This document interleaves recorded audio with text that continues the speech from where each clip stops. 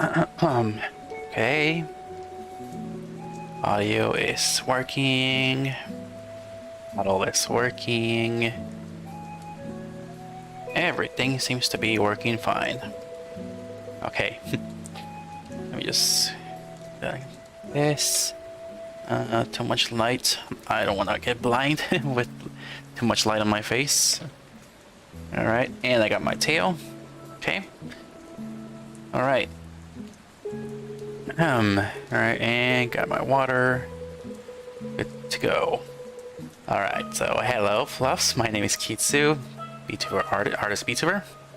And so last Wednesday, Wednesday, we started doing this this hand here, which we're calling it the Zonai hand.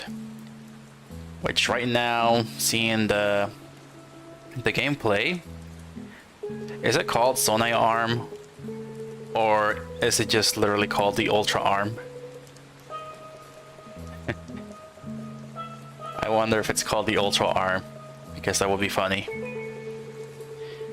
It's named after a toy that Nintendo made years ago. I'm not sure when that toy was made, but it's appearing everywhere in the games right now, even in Splatoon.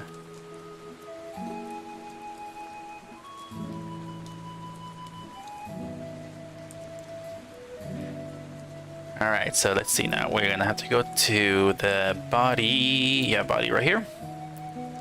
Outfit. Alright, they keep adding new outfits here. It's pretty neat.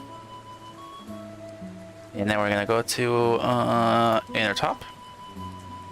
Yep, Zonai hand. And edit the texture. We're gonna go back here. Alright, I've been busy working on the scouters a bit, trying to get that over with. Pretty much done with the 3D models a bit. Just need to adjust the 2D drawings of it so they can fit the VTubers.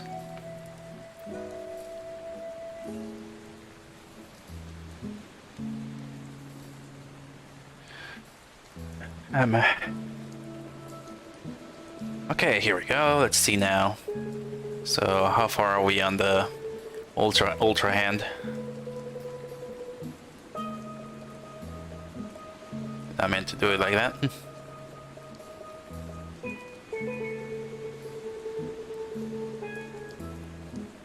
Alright.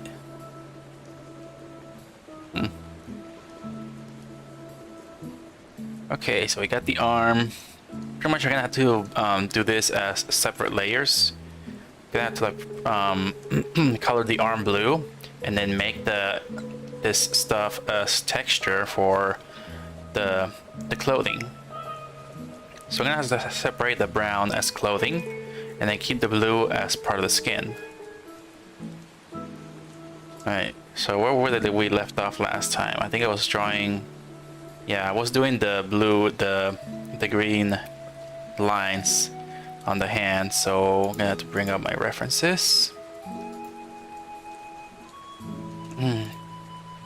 Alright, using this pictures that I got from the Twitter. So it's going to be difficult which spots literally need to actually have the circle.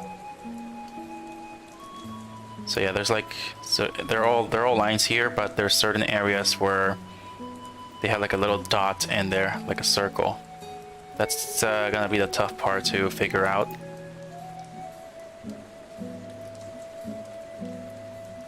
So it seems like every time there's an edge, there's like a circle, but there are certain points where they don't have the circle. And then there's multiple circles in unexpected areas. So it's going to be a tough one.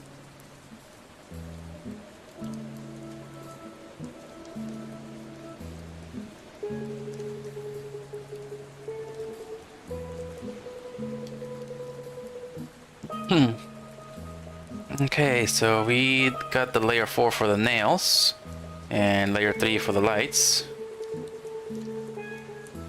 I have to rename all this. Let's go to rename and let's call it blue hand or blue arm. Put arm.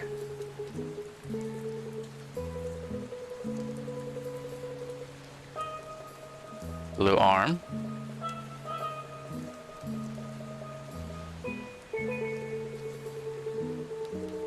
Then rename, I don't know what this is called. Let's just call it Ultrahand.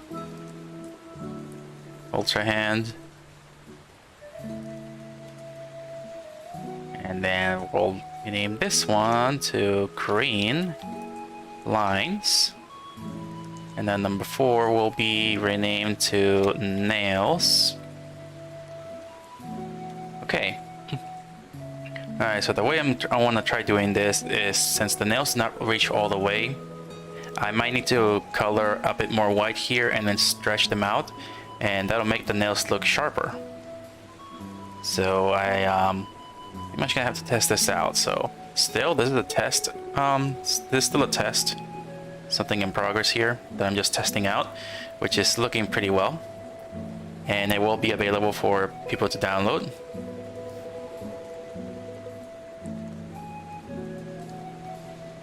Alright, so let's continue on with making the lines.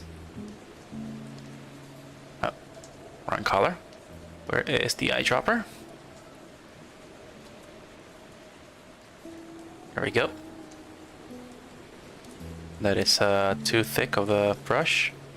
Let's go with 10.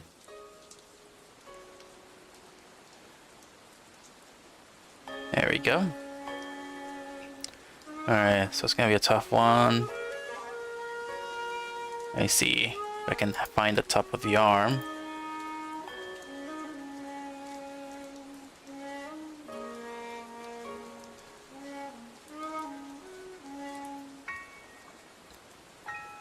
Okay, so there is nothing on there.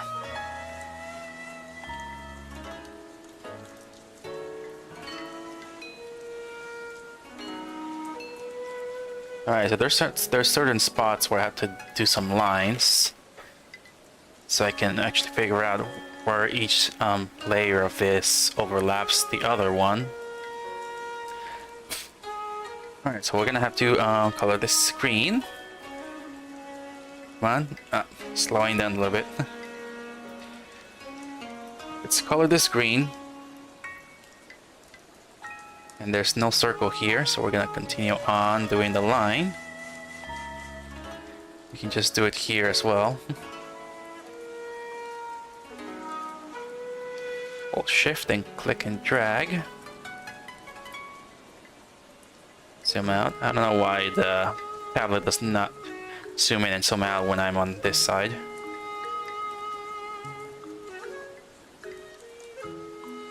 Alright, so we're gonna go here. Gonna do a circle.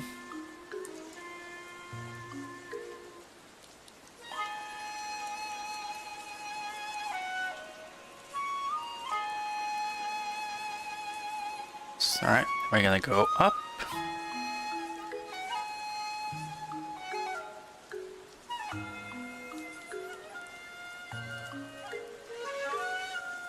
So yeah, the top part will probably be finding out where the circles go. So I can just make the lines first.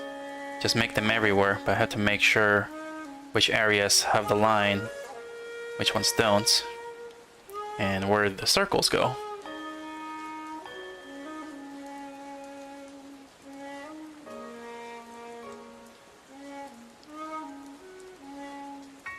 And this will look a bit more smoother once I do this in Clip Studio.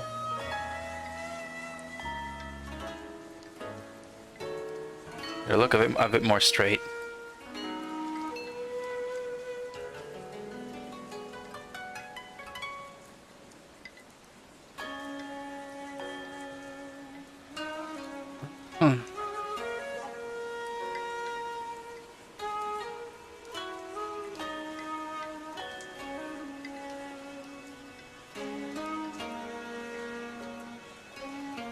Alright, then we're gonna move this around here.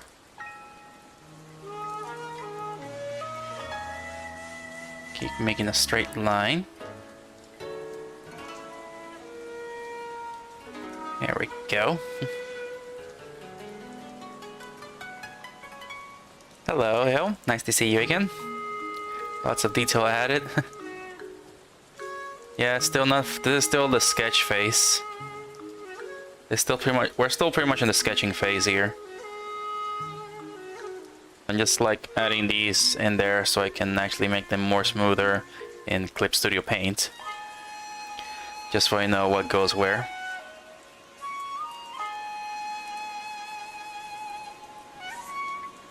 Alright, let's have a look at the arm references.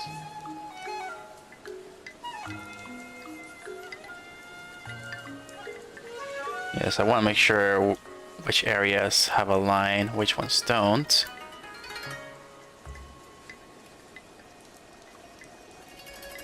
As I can see here, below the arm, there's a line, but it doesn't have the line on the top of the hand.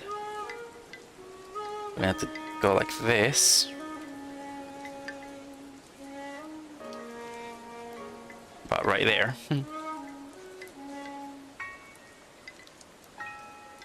Alright, and yeah, it's just doing a lot of back and forth here between the image. So I'm looking at multiple images here of where, like you see right here, there's no line on this part of the Ultrahand. So but there's a line down here, so I would suggest that it has a line underneath, but not on the top. And then the circles are going to be the tricky part. I'm not really sure where the circles are going to be at.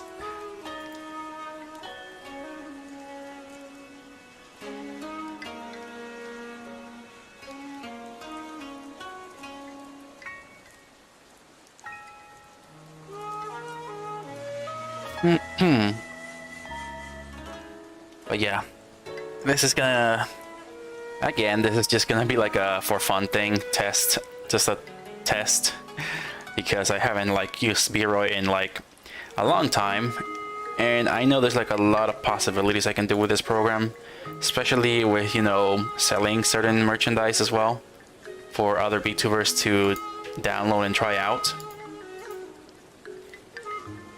So yeah, there's like a lot of programs I can use, and I'm not really sure which one to prioritize because I'm just good at everything here. I don't know.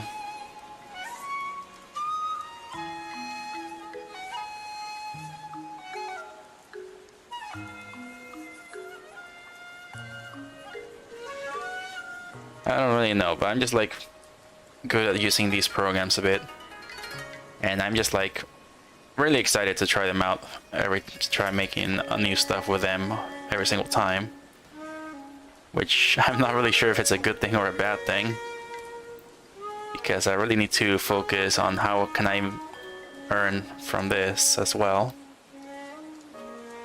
besides just, you know, relying on people subscribing and stuff like that. I need to find other ways to do this.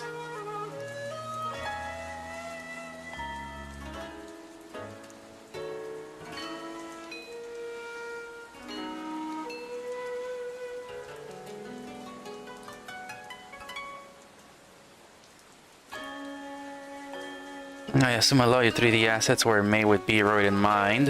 No, they were, most of the assets were made in Blender. Everything that was made in B-Roy was just myself.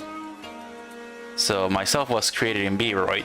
The Master Sword I have on my back was created with Blender, and I also made a tutorial showing you how to also create a Master Sword in Blender. So I made my own like tutorial, my own Blender tutorial, like 2 years ago.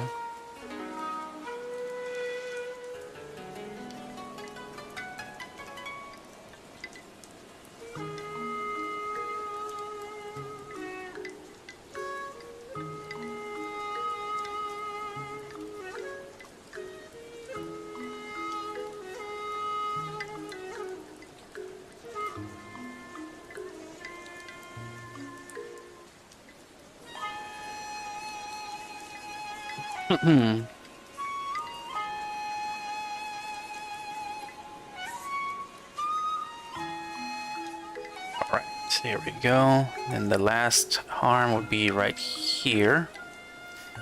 So, yep, gonna have to make a line here.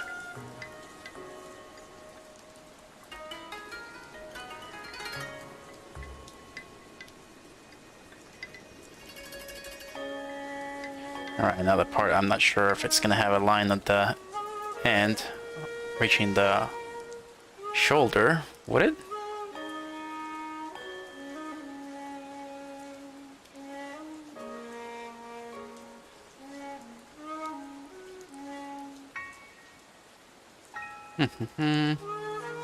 I think it does have it.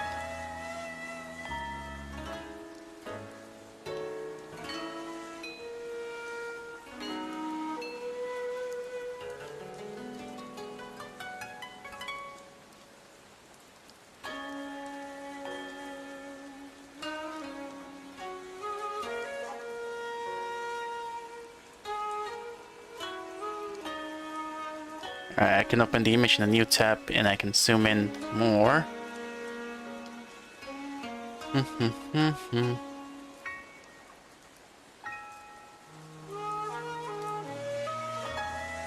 Okay, this is gonna be aligned here.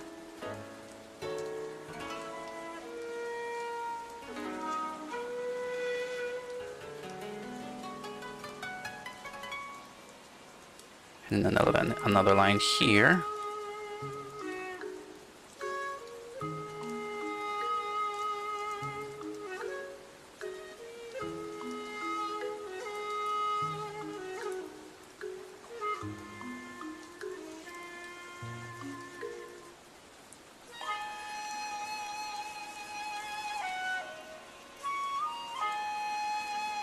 Alright, I saw a bit of that.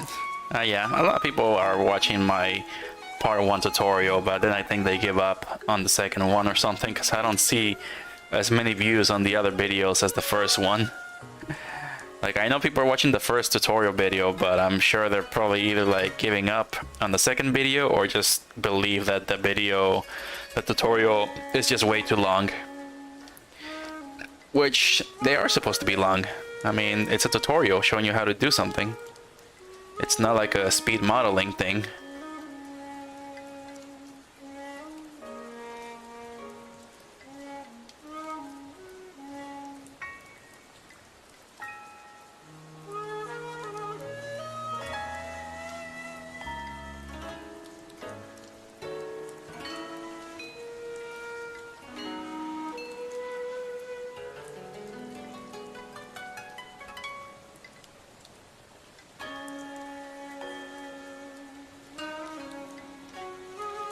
Yeah, this is gonna be hard to find out. Where the heck are these lines in the circles?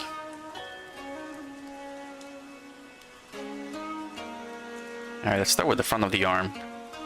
The front of the arm here. Alright, and then we have these right here. There's a circle in this area.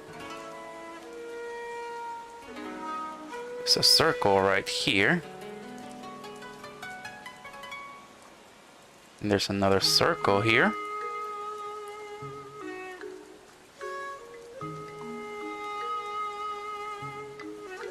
And it ends right here, the line. Line doesn't go here.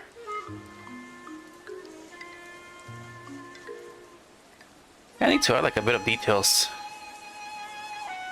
I know which areas overlap over another here.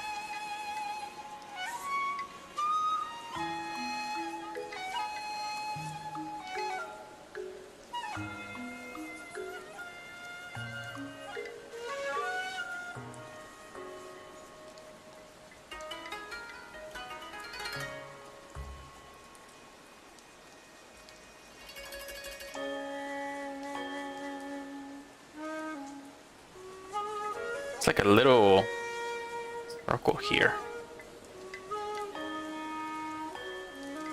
And then there's this up here. Something else. I'm not sure if I did it right.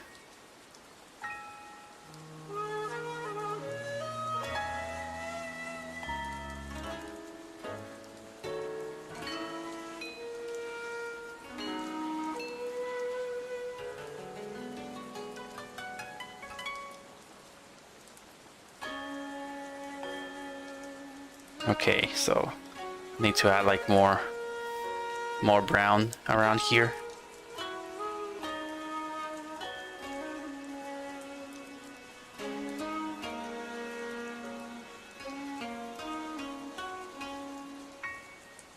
so this brown right here.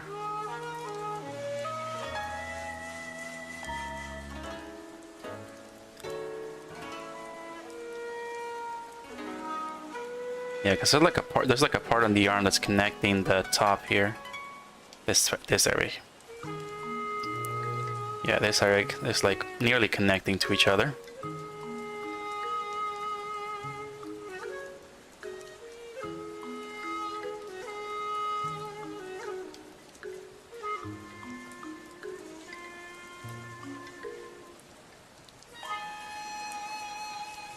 Okay. All right. And then we go here. And we got that. That is correct. Yeah, so this area is like an extended part. So this overlaps here and here and here. So the green line starts right there. Let's grab the eyedropper.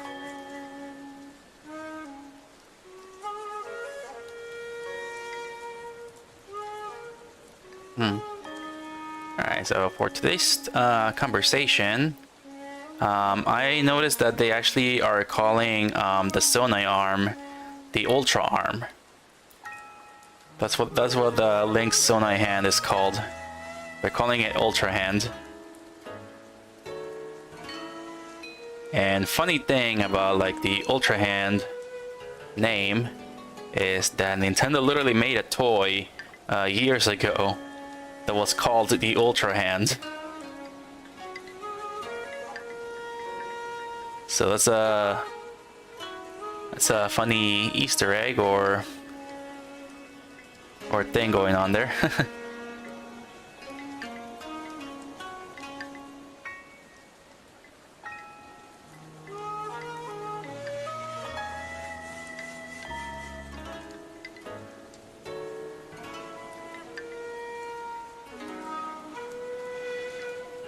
So yeah, they're calling Link's hand the Ultra Hand.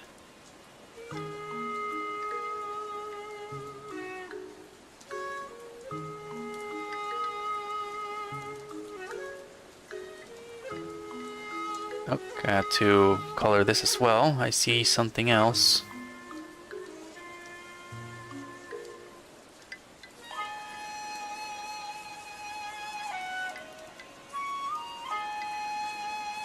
Yeah, they're calling it Ultra Hand because it can grab objects, pull and push them. And that's something that the Ultra Hand toy was pretty much also doing.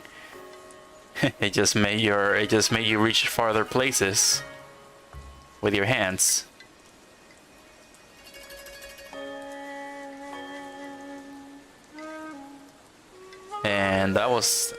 And this is not the only time they show the Ultra Hand. They also showed one of the shopkeepers in Splatoon 3 used the Ultra Hand toy.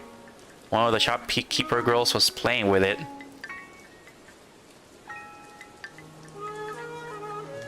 In Splatoon.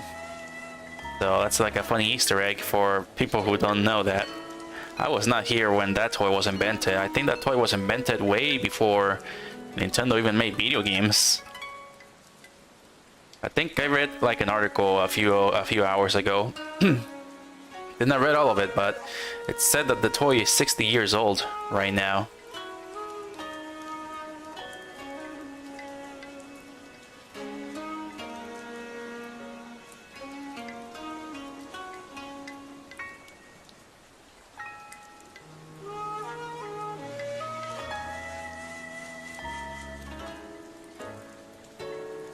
But yeah, Ultra Hand.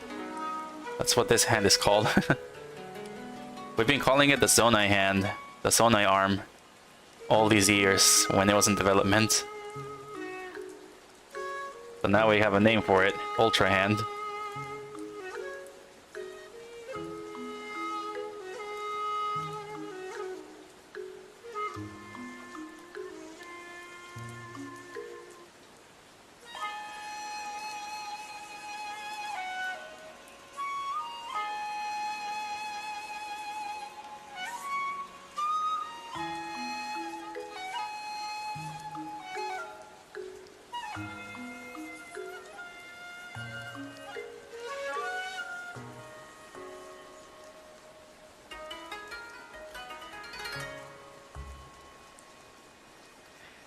Alright, finally I could get a reference of how the bottom of the arm looks like, which I don't think this guy on Twitter actually took pictures of underneath the arm.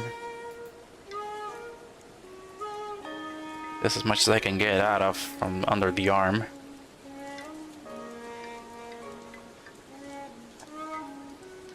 Come on, stop doing that, B-Roid. It's like glitching a little bit.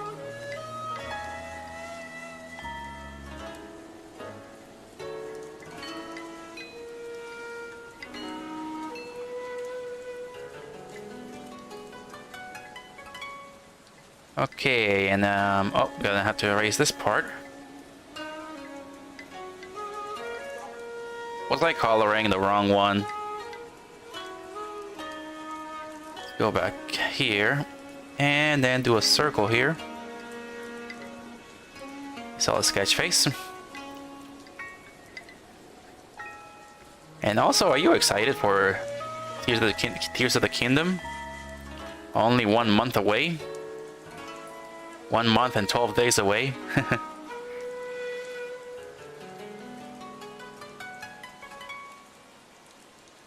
I sure am excited. I also read an article saying that people are obsessed with trying to make funny things in Breath of the Wild with the I am not sure if it sounds inappropriate, but I read an article saying that people are obsessed with, you know, combining a piece of meat and then attaching it to an arrow.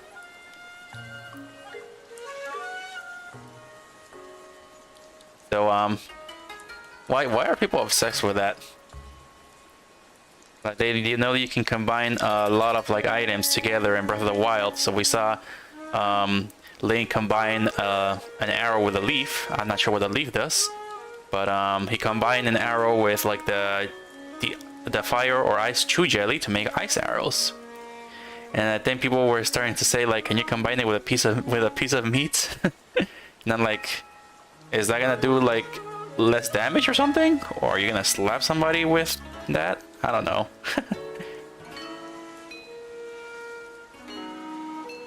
Heyo, how's the arm going? It's going pretty well. We are still in the sketching phase so far.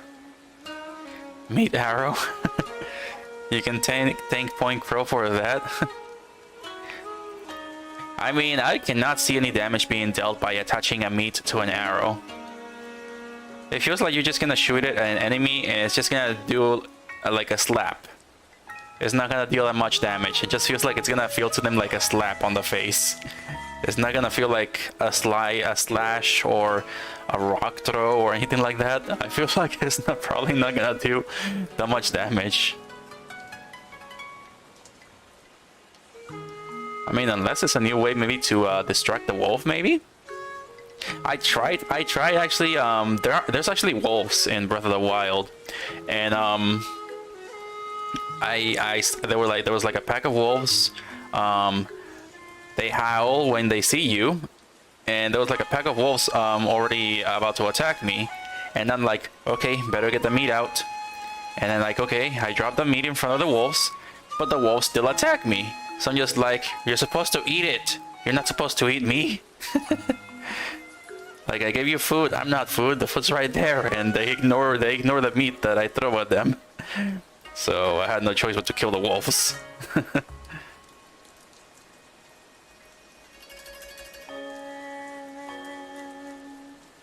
I did see the trailer. Fusing looks ridiculously powerful.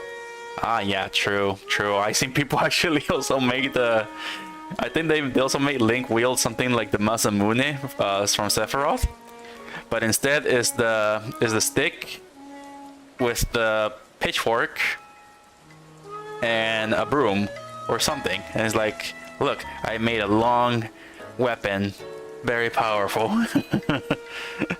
And I'm just like, oh man, people are gonna make like Masamunes now, like their own Masamune. Oh man, now I think of it. Yeah, man, I combine a stick with the long swords that the Yiga clan uses. Oh, that's gonna be a good Masamune thing. It's already fun thinking about it.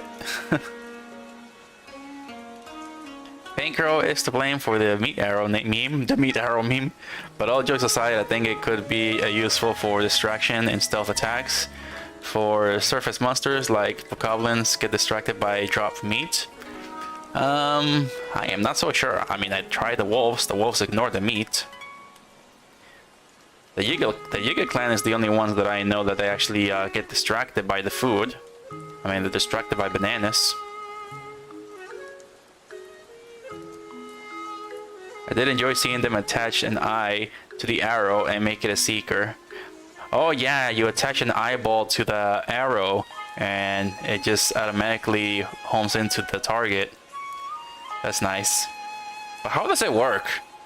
How does attaching an eyeball to an arrow make it like an automatic, like a seeker? Like, how does that work? You just put an eyeball on an arrow.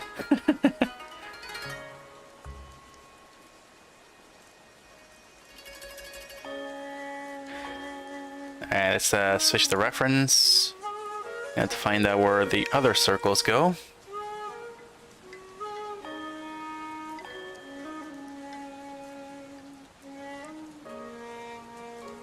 If they haven't seen you, said it works, but if they see you first, it won't work.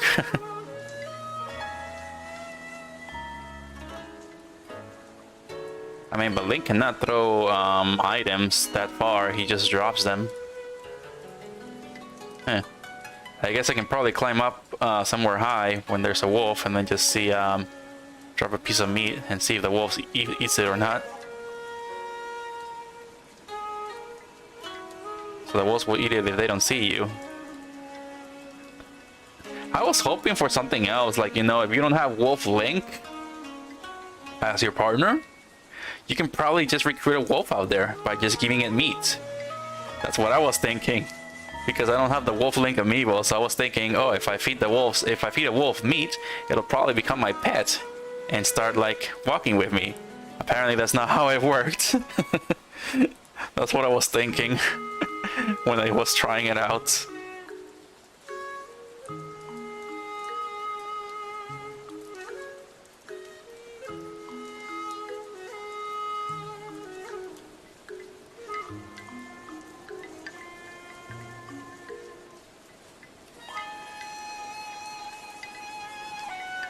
Huh. Something seems odd on this reference. There's like an extra layer there.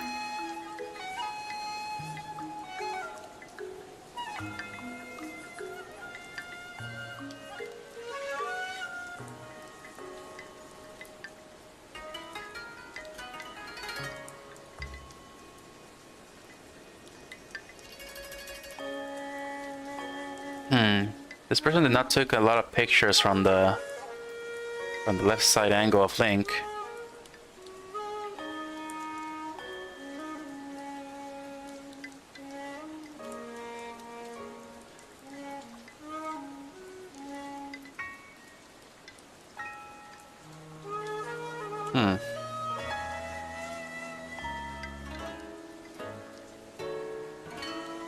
I don't know, does the arrow develop a brain to hunt the monster or something? Yeah, that's weird. Maybe it's magic or malice magic that makes it? I don't know. And rather while the organs are still working after the monster's death, cause the blood moons according to the compendium, so that explains the eyeball working.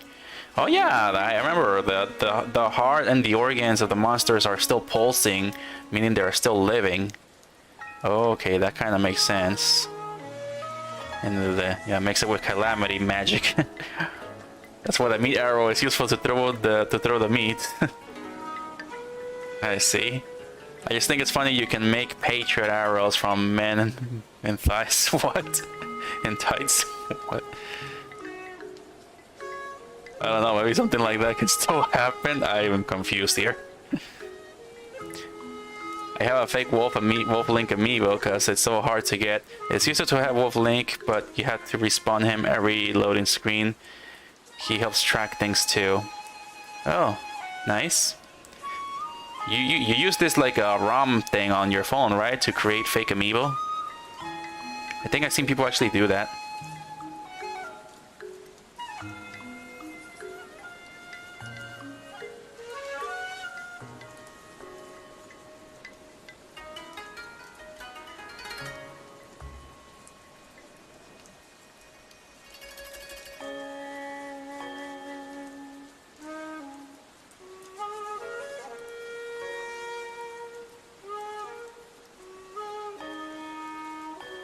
Hello, Ado. How's it going? What's with the big eyeballs? Alright, this is the part that confuses me.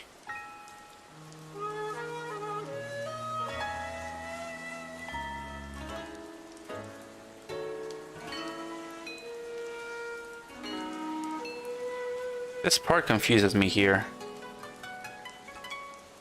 Not sure exactly where to actually, how to go about this part.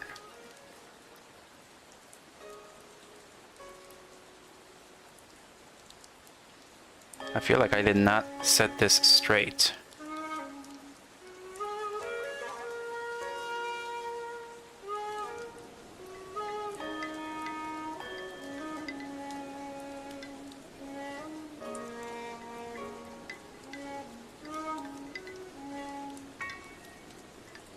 I feel like I did not really set this one straight here.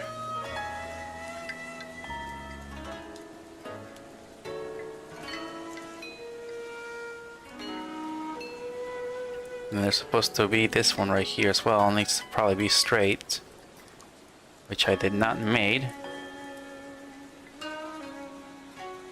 Because it's a little confusing on the arm.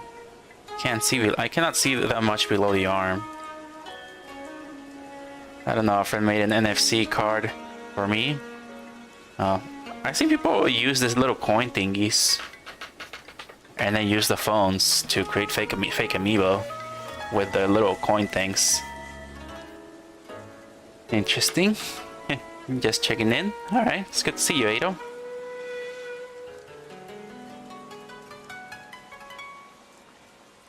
Alright, so there's a part that's confusing. I am not so sure how to go about this one. I know this goes straight, so I need to find a way to make this go straight. Hiccups.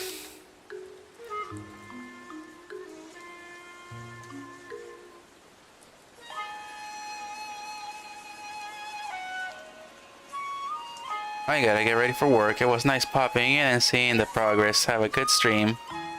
Alright, Koshi Cat, thank you for being here. And good luck with work. Get to work safely.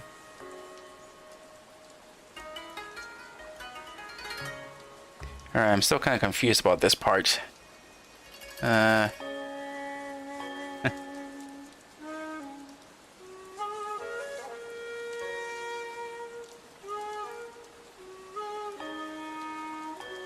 Like this right here, and then yeah, it's not going straight.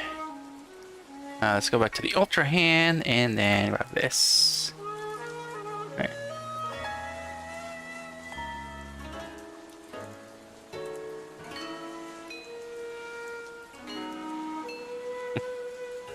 Yeah, I'm pretty confused about this part. This part is kind of confusing me.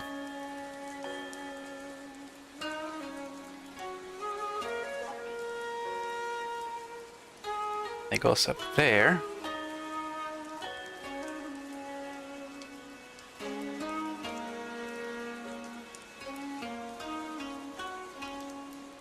Okay, and goes there.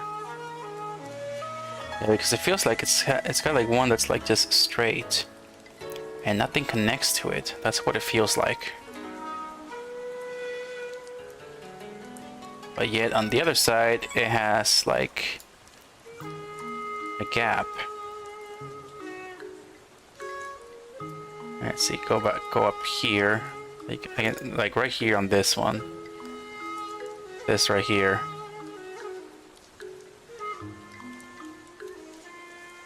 Yeah, so this part is what I can see. I can see there's a line down right there.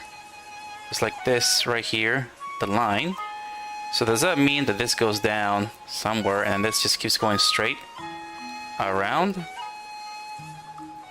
This just goes around like that. So I'm doing it right. Am I?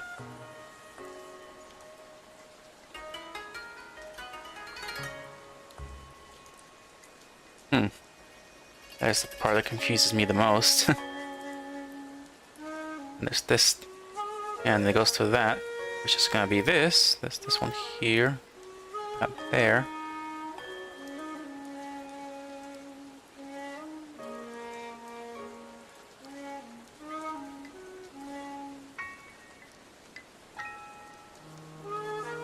Yeah, this is pretty complicated.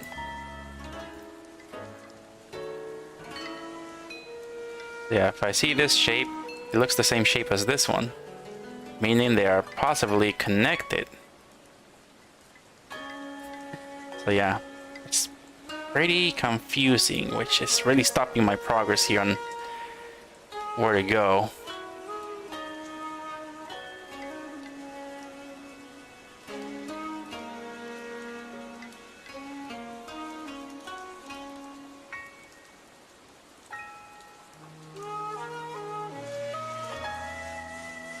So I feel like I should probably connect these.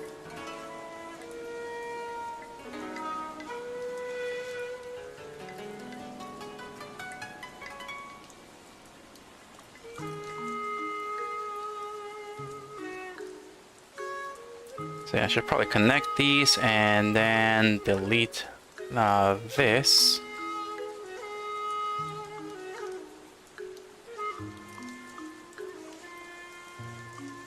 Yeah, just to make it, I don't know if this makes sense to me. I'm just gonna delete this and stop it right there.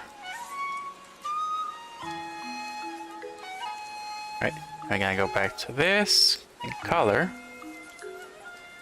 Doing good so far, I guess. Again, this is a sketch. This is just a sketch face still. So we are still far from finishing it. Still far from it.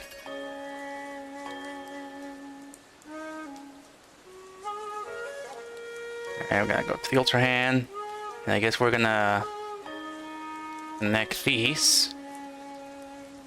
We're just gonna do that.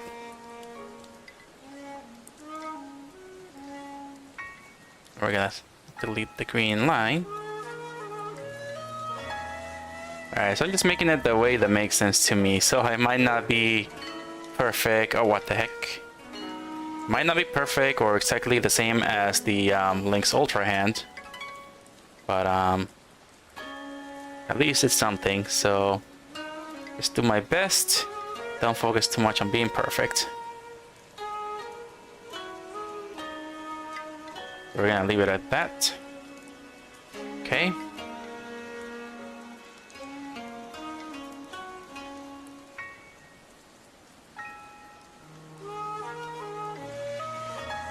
Yeah, I bet somebody's probably gonna do this when the game releases and study the arm closely and get it perfect.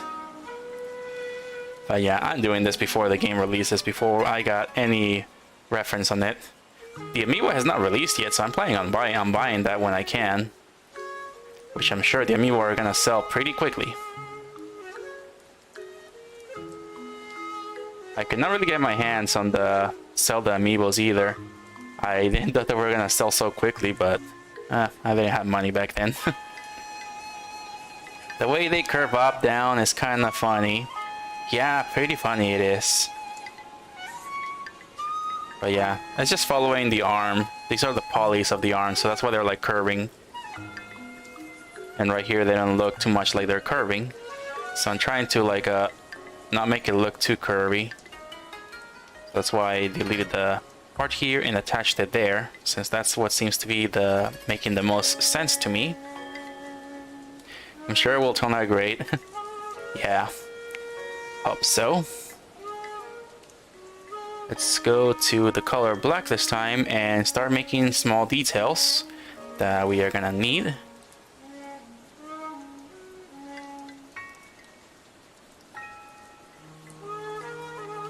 Okay, so there's these certain parts that overlap each other. So this part is gonna have a line because it's gonna overlap everything.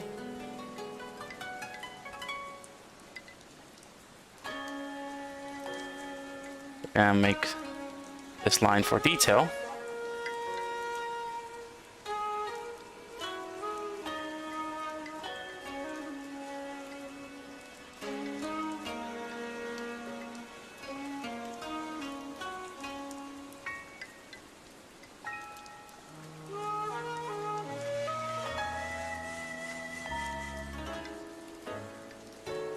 Alright, and yeah, it overlaps this thing.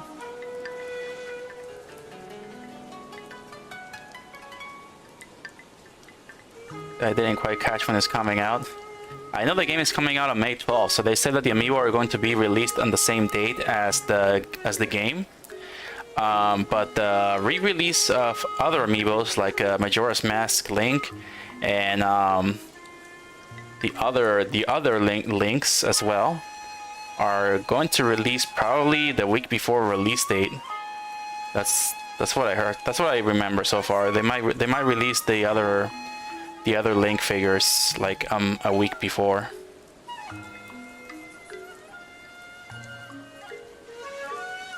But I don't care too much about like Zelda amiibos too much. But I do want to get the Tears of the Kingdom Link. So that's the only one that I'm interested in. What I'm mostly interested in is the Super Smash Bros. Ultimate amiibo. Those are the ones that I really want.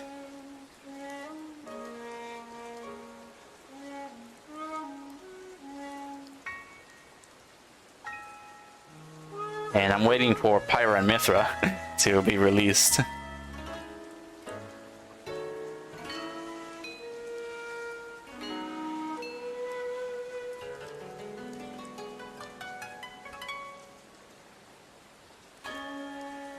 Oh, neat. Yep. It was pretty tough to get Sephiroth as well. I had to go to GameStop to get Sephiroth because it was the last place that I actually had him. Kazuya was pretty easy to get because I bet nobody cares about Kazuya. Nobody cares about Tekken. People care about Final Fantasy VII.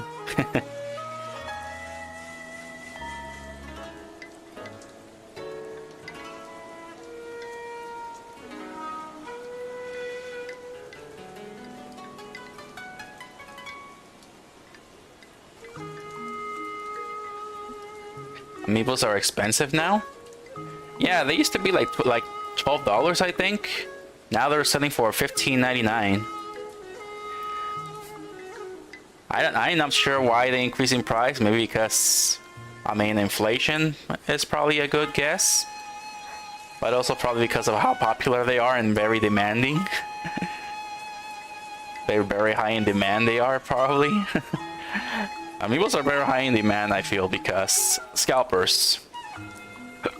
Because of the scalpers, or just like buying these figures just so they can sell them for like 10 times the price. That's another reason. They want to stop the scalpers, probably. Or maybe it's inflation.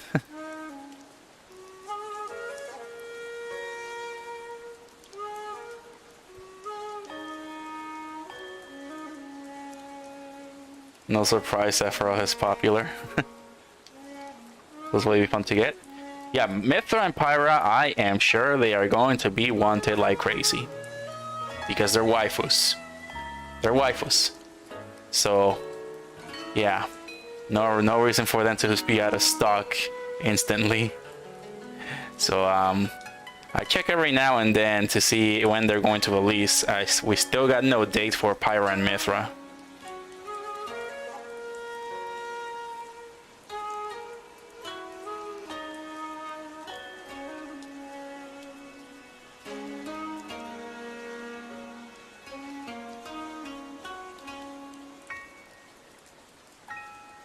Nintendo going for the whale.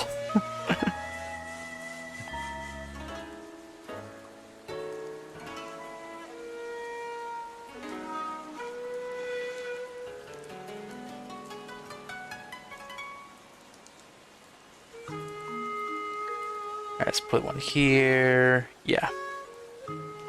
This is gonna be the part that stands out, so I'm gonna have to try to bring the illusion of that, which is gonna be difficult.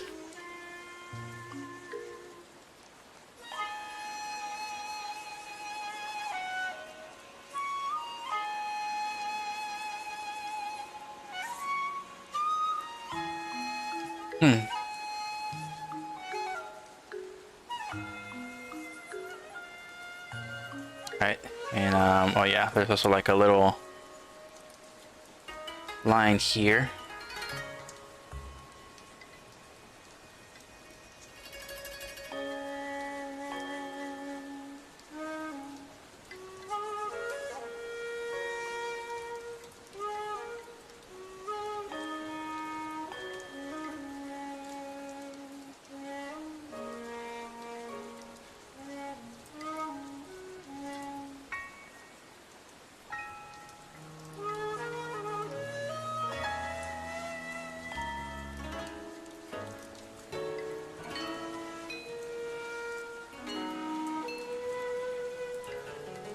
There we go.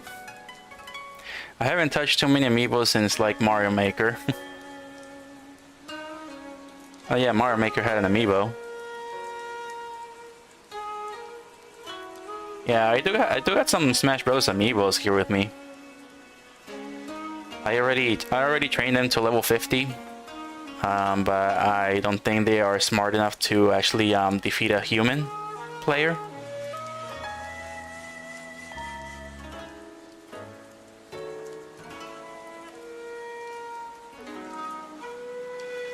But yeah, I wasn't that crazy for Amiibo when they released. I'm sure I really wanted Amiibo back then, but I had no money because I was a student.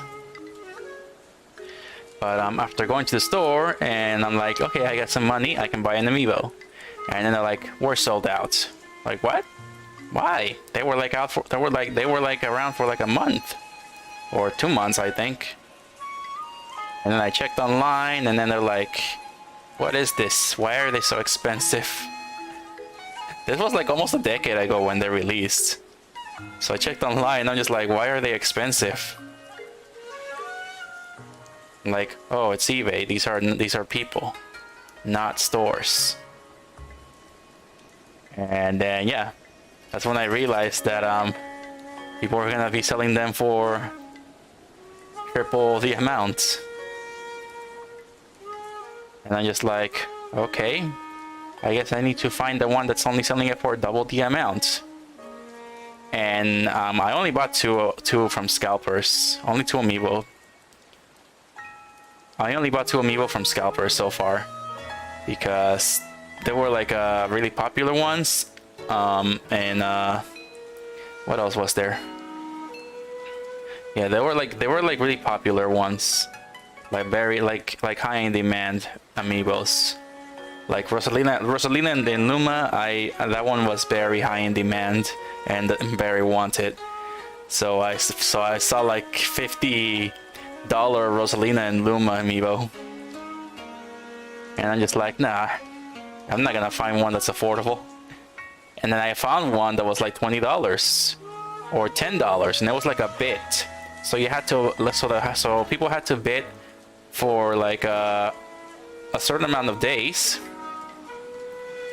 So I'm just like, okay, so the bid ends on this date at this time. So I need to mark my calendar and show up on eBay on that date, and then start bidding like 50 cents. And turns out that's I don't think many people had this idea. I think there were only like 5 bidders in there. And so I'm just like, okay, they're bidding. Wait, what am I doing? I'm not supposed to do it here. I'm so lost in I was talking so much that I was like daydreaming drawing. So how the heck will go? Oh yeah, so the 5 bidders, everybody bidding 50 cents. And I'm just like, Okay, maybe I should not bid too early. I should wait for the last second, and then put $1 or $2 bits, because I think I actually did a few bits back then, and yeah, that happened. So I'm just like, okay, bit $2 more. If it's underneath, if it's gonna be $20, then bit $2.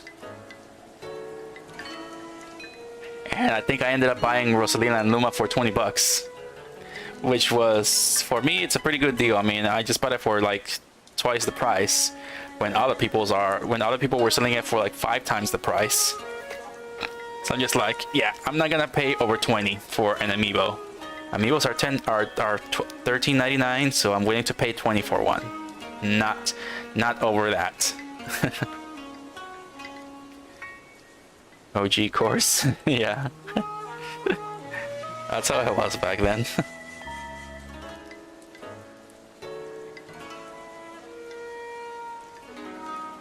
Yeah, another amiibo that I bought on eBay for 20 bucks as well. I'm not sure if it was another female character or I can't remember. I'm not sure if it was like a Kid Icarus, Lady Palutena maybe, I think, maybe?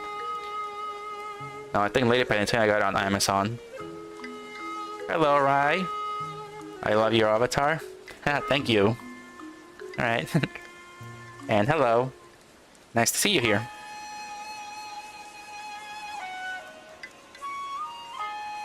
If you're wondering what's going on here, I am working on the Ultrahand, or I'm not sure if you call it the Zonai arm from Legend of Zelda Tears of the Kingdom. So I'm working on making the assets. My reference is this Link statue from, I think it's called PAX. I've never been to PAX, and I'm not sure if this is what PAX is.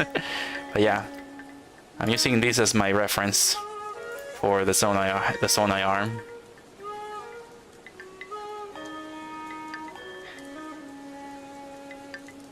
Alright, so yeah, another amiibo I bought for 20 bucks on eBay. I can't remember which one it was.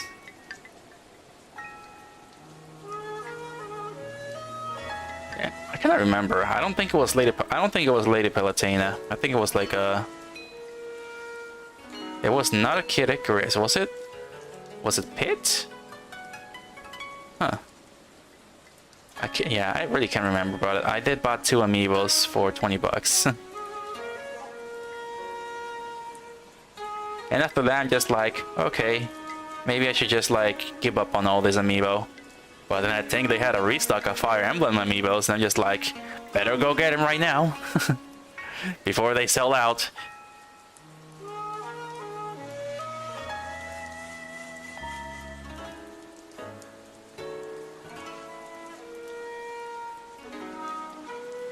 So yeah, I had to like, every time I heard about amiibo on the internet, I'm just like, okay, mark my calendar. Okay, they're gonna be sold at this time on Amazon, and Amazon was crazy, very crazy. Lady Palutena was in Amazon only amiibo, and Corrin from Fire Emblem Fates was also in Amazon exclusive amiibo. Of course, nobody cares about boy Corrin. Everybody wanted girl Corrin. So I mark my calendar, and I'm just like, okay, it's gonna start at this time, okay. And like, oh, it's already 5 p.m. Click, click, click, click, click. 5 p.m. Click, click, click as fast as you can. Put your card information in there. Click, click. Buy this right now. Buy it, click. Come on, come on, come on. And then like, your order has been, you have your order, your girl Corrin amiibo. And like, yes, I got girl Corrin. Which I'm sure everybody wanted girl Corrin.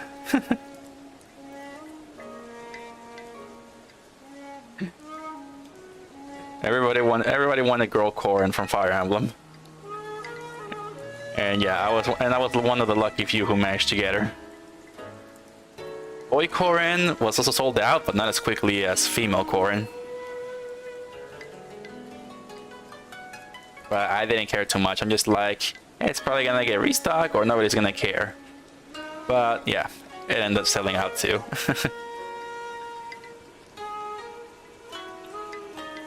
Alright, any other parts where the little stone things overlap each other?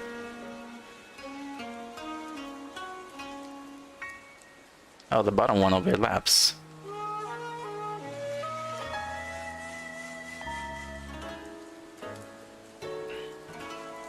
Okay, this one right here overlaps.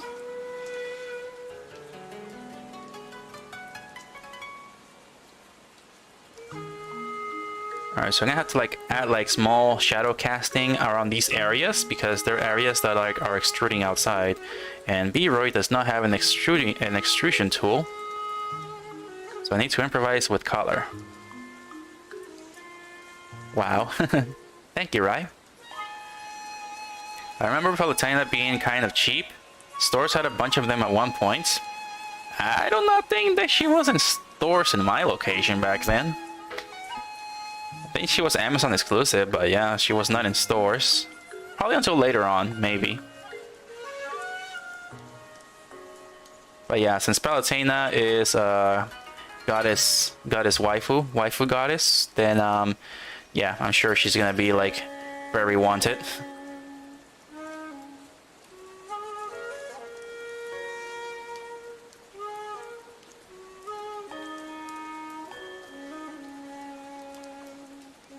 I think I made this too long, so I'm gonna have to like do some editing in Clip Studio.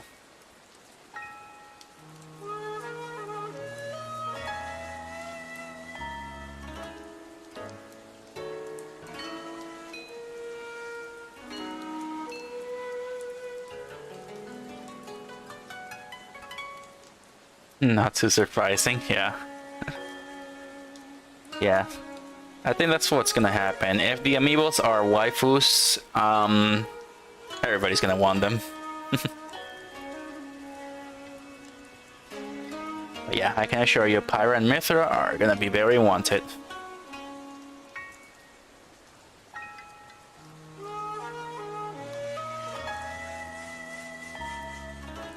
And I'm sure then the new Link amiibo is also gonna be wanted because it's Zelda. So yeah. It's famous.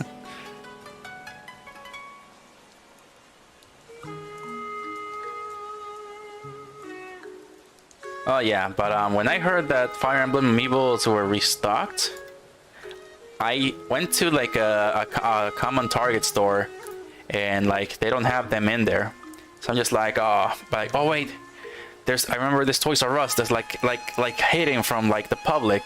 Like this store is very well hidden, so I decided to go to the Toys R Us, and they had like a lot of Fire Emblem amiibos.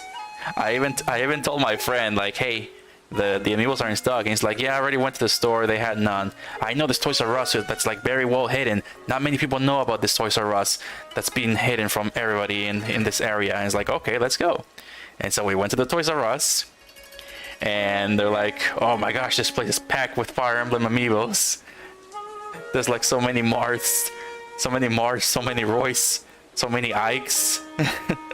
So yeah, they even had Little Mac from Punch Out, and I'm just like, oh man, we gotta buy plenty of these. But then my friend was like, I don't have enough money to buy them. I'm like, oh, I can buy you 2 amiibos. And it's like, oh, you don't have to, bro. And I'm just like, that's fine. I mean, you can pay me back later. And I think the way he paid me back was by going on eBay and paying 30 bucks for one. I'm just like, you did not have to do that.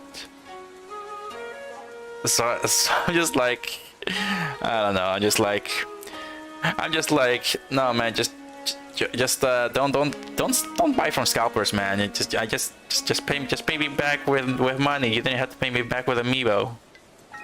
But yeah, he spent 30 bucks on Dark Pit on eBay for me, and I think he bought another amiibo for like 15 bucks. I'm just like, okay, I'll take them, but okay, you don't have to buy me a third one, no.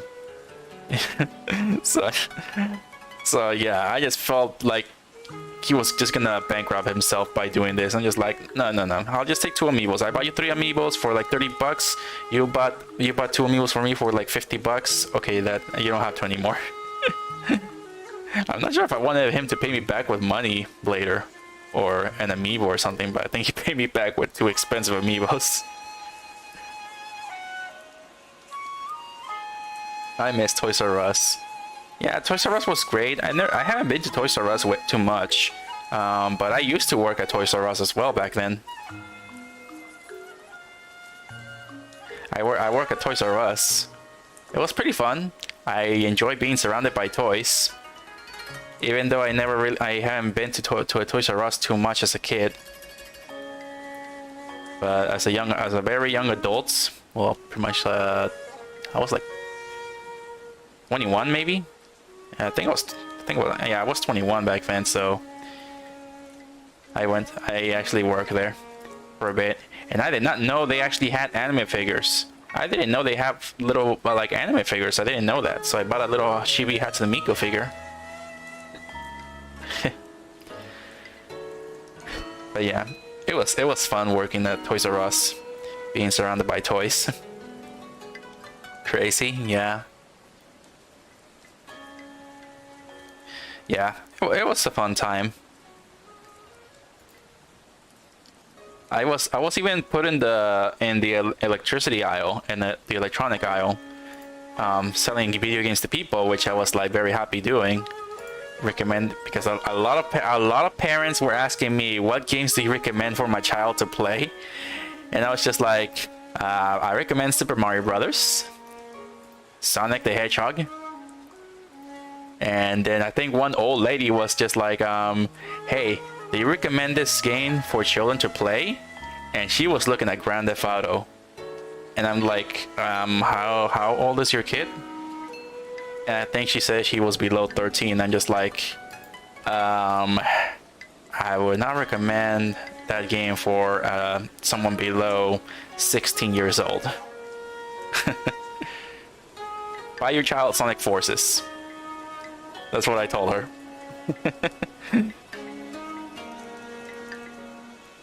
So yeah, I was just recommending good games for children to play, because parents, of course, they will not look at what they're buying their children.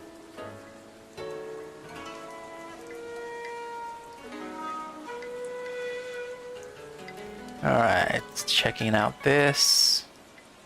I think I got all the parts right now. Let's look one last time here on the top of the arm. Where is the top of the arm? There we go. Okay. Oh, this is the wrong one.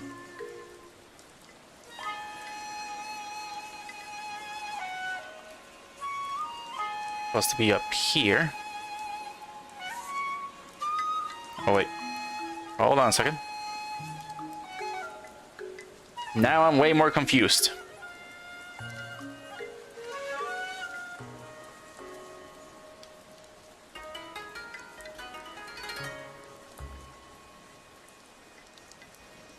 Okay, now I'm way more confused about how this goes. There's this right here. I did not notice this. I did not notice that area. Where does that area go? So much I'm not noticing.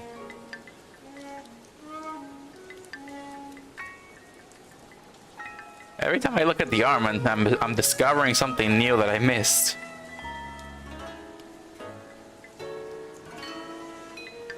Okay, look at that.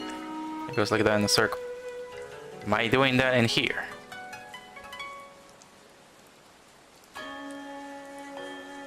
It turns out I did not do it. And again, it doesn't look like I have to do it.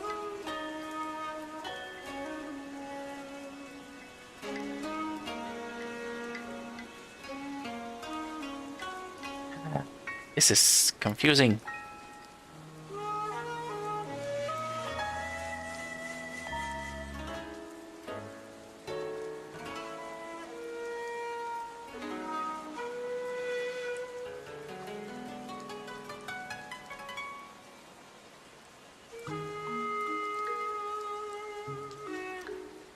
This is very confusing.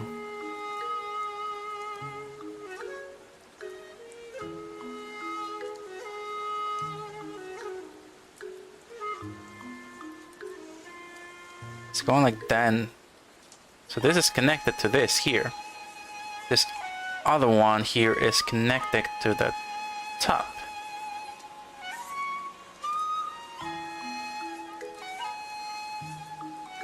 Connected to the top here. This is strange.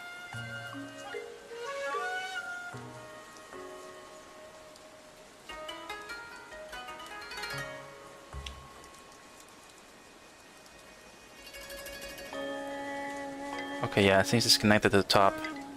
And this is connected to the bottom.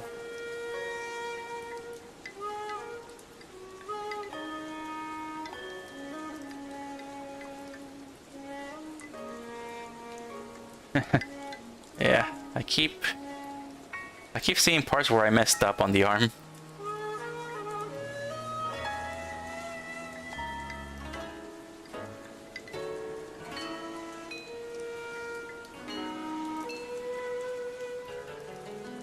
Alright, so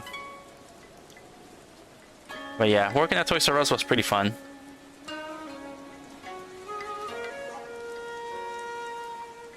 Might be how it's wrapped. I am not so sure.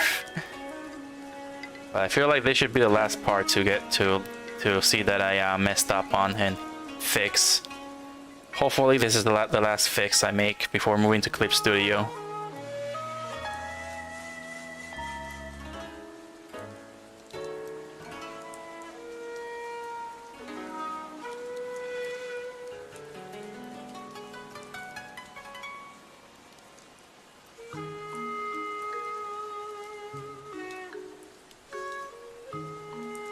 Let's grab the eraser.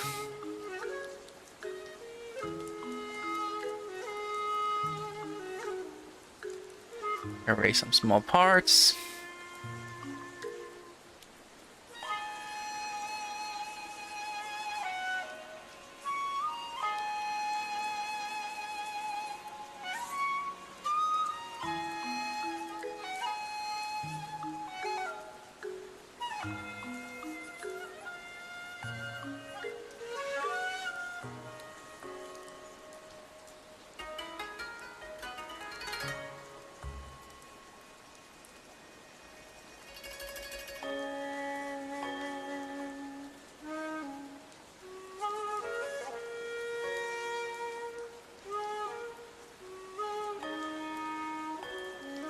There we go.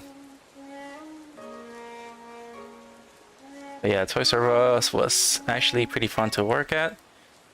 Sadly, they had to close it down, so I got laid off after that happened. So I wasn't there on the final moments of them closing. Which I wish I could be there so I can keep making money and buy some other stuff, because I know that we're selling Nintendo Switch games for cheap.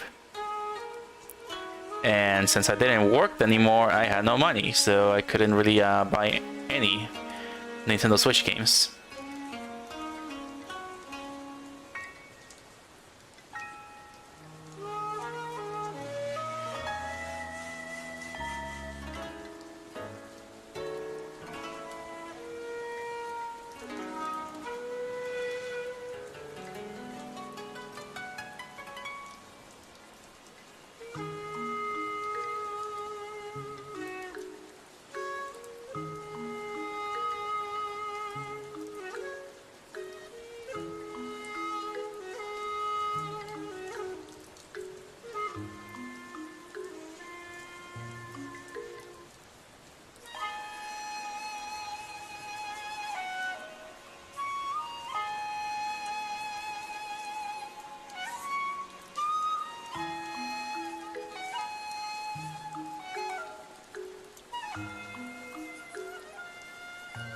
Okay, and then right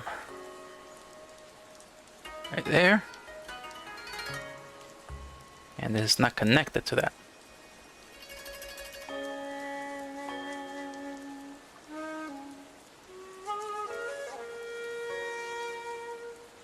Switch games are almost never on sale, certainly not the first party ones anyways. Yeah, I mean Mario Plus Rabbids was on sale when they a bit after release because it was the holidays. But I did not bought it, so because I got way too many games already that I haven't played. So I'm restraining myself from buying games The only exception is gonna be Tears of the Kingdom, and of course the eShop closing, so I spent some money on Fire Emblem DLC.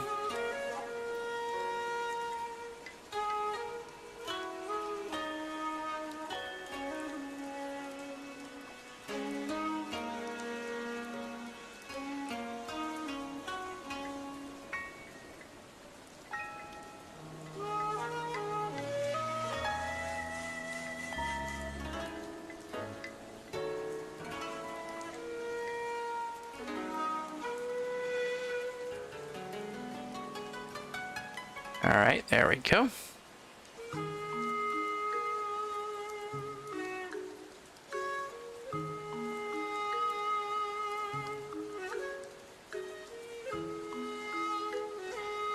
Alright, having one last look.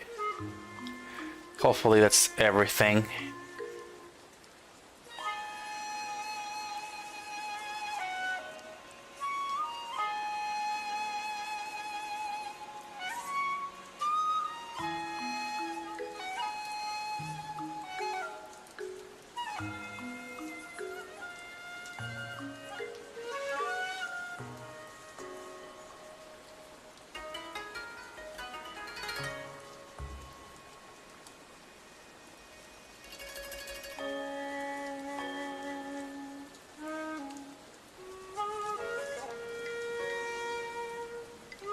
Okay, I'll assume that's it for now.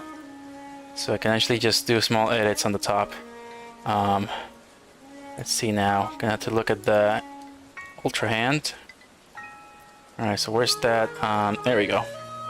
That's what I wanted to see. I wanted to see this right here.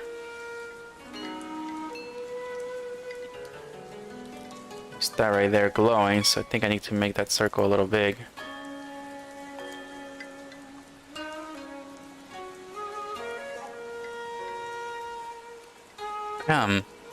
So the circle needs to go, the screen circle needs to be a little bit more thicker. Let's go here, got the eyedropper. Absorb that color. And then go down here. Then move this to the hand. Where's the hands? Right there. And then just what? Green lines, yeah. Why is it the eraser? Put line, put eyedropper.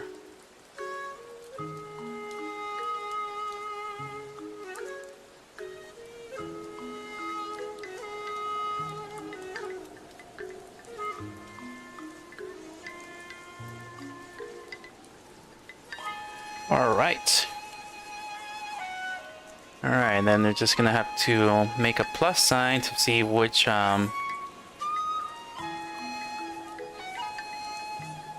just to see what side is up, what side is down. This side is up on the hand, and then it's gonna be sideways.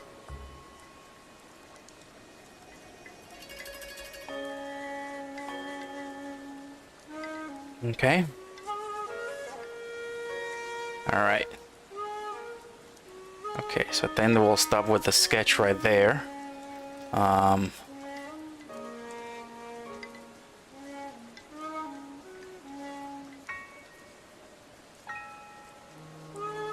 Yeah, so we'll stop with the sketch right there.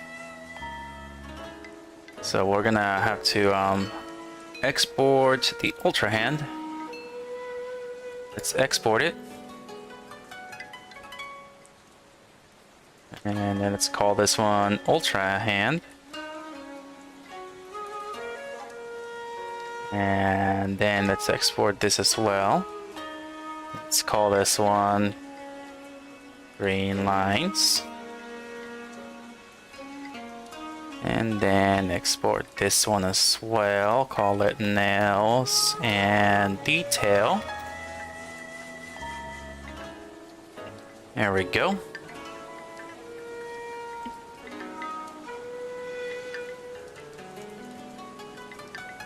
We're gonna turn off the arm.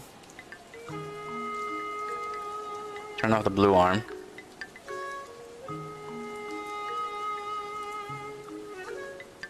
Gotta turn that off as well.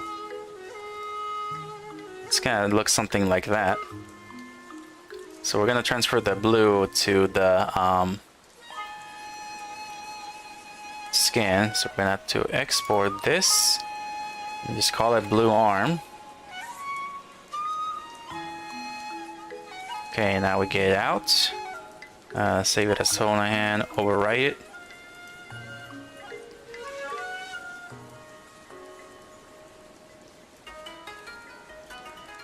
And just waiting, it takes a while to load.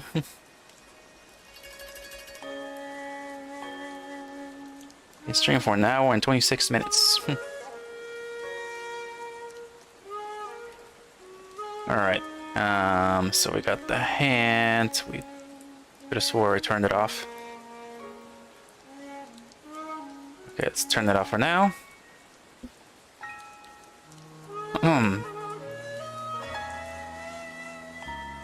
Okay, let's go to the body.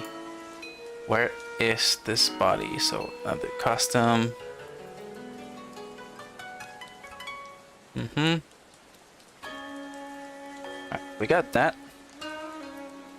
Let's we got the skin, so that's not gonna do much difference, but we're gonna edit the texture. And we're going to import the blue arm in there.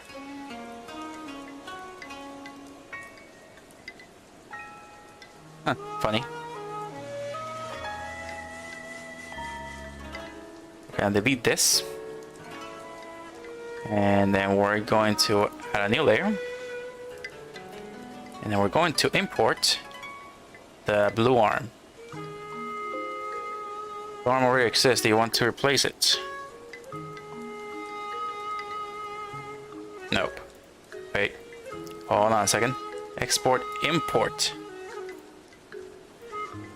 There we go. Okay. Why did it become darker?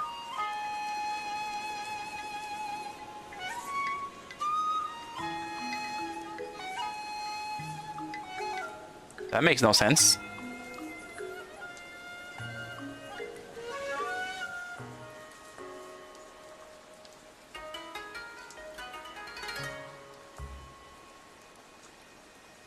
Okay, this makes no sense. Why is use color calibration? Okay, there we go, that's why. Alright, so now the skin is blue. We got it in there. Okay. Then override it.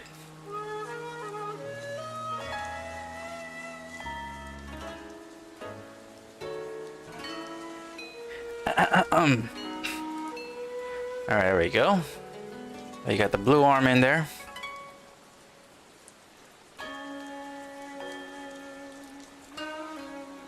We are missing some areas in there.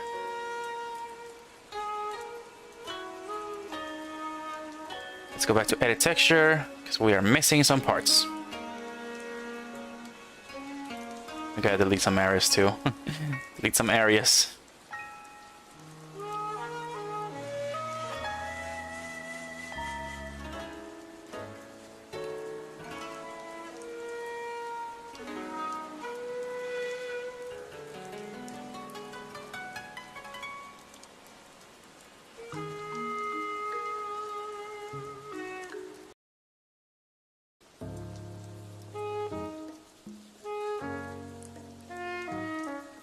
Alright, so let's see, you're gonna have to find where the blues are missing. Get some blue missing in here.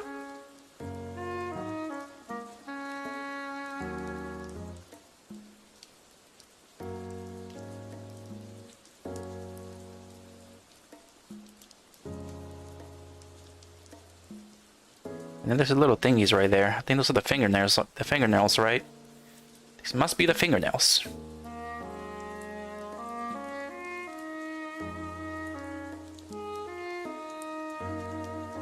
Are these the fingy wingies? Must be the fingy wingies, the fingernails.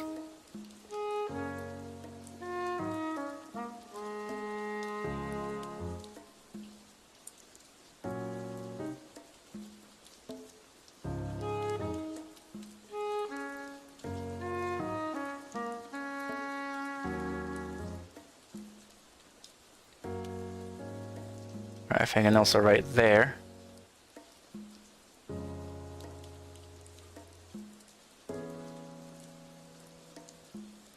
Oh, what do you know? Colors 2 of them. A little odd. I wonder if I can actually make the fingernails longer. Maybe I'll color them. Maybe I'll color them white and see if I can like stretch the fingernails.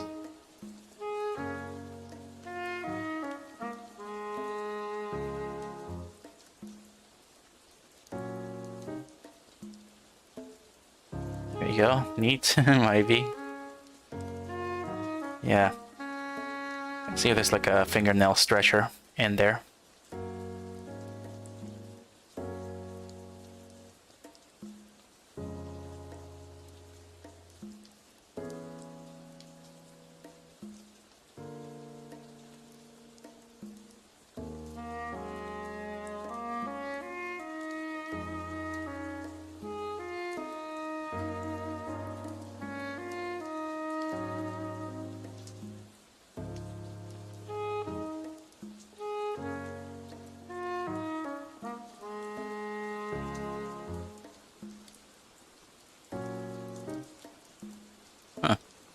Every time I color blue, it darkens it. Is there a mirror on? No, there's no mirror. The mirror will be this part right here. This will be the mirror. So yeah, this is basically mirror.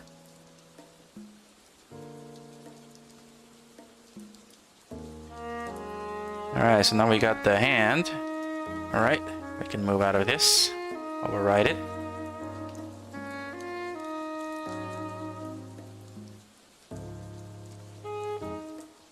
Okay, now let's see here. If we got like a finger stretcher or a nail stretcher. Finger size, here we go.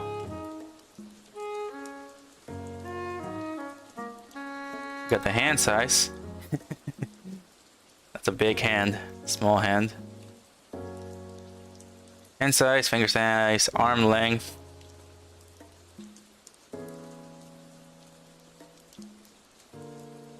Chest position. Chest size, shoulder width. I don't think there's a finger. Foot size, leg length, waist width, torso length, hand size. That's not what I need. Finger size, nope. Arm length, nope. Chest split, chest position. Chest prominence. Chest size, shoulder width, hand samples, neck, head, body size, masculine length and height. Yeah, there's no fingernail stretcher. There is no fingernail stretcher, so I have to improvise with the clothing.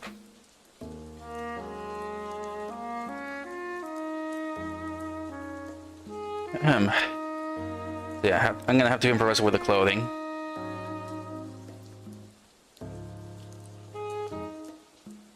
Alright, so now we can go back in here and edit the texture and delete the arm.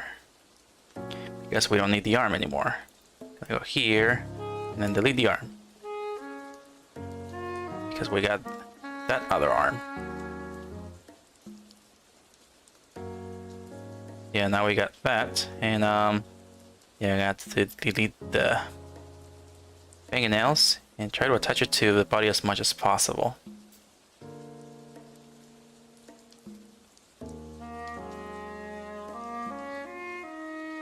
Let's erase the fingernails. Or at the bottom. We don't need the fingernails at the bottom.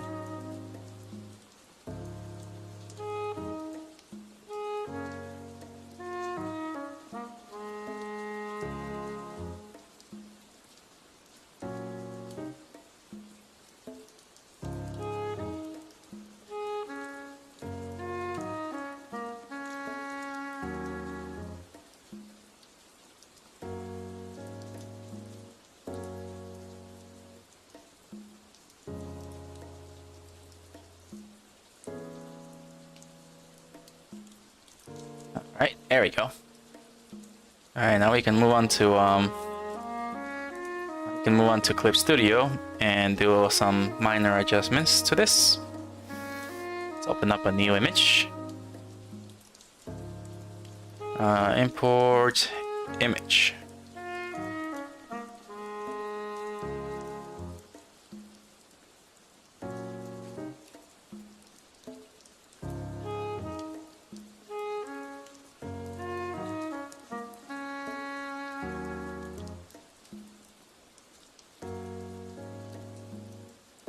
Okay, import the guide. Oh wait, no. Need to open up the image.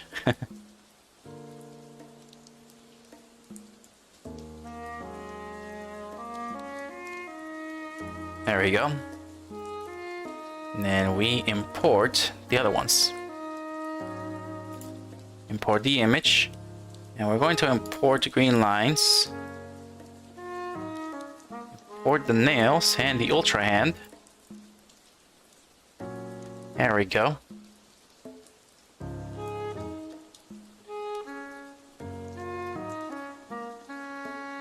And then we gotta get the green lines up here and the nails up here.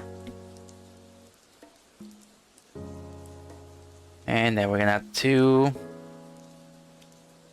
let's see. Yeah, so lower the opacity on all of this. Except the nails. We don't need to decrease opacity on the nails.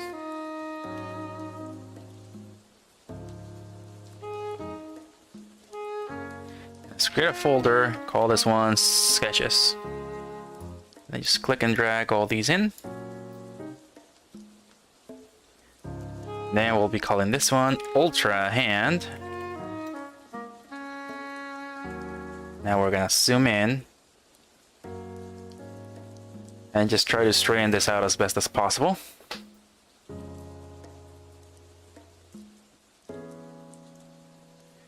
Okay, so I feel like I might have probably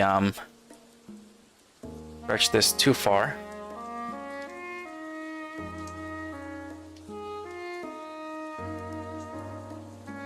Alright, so we're gonna have to do, let's see.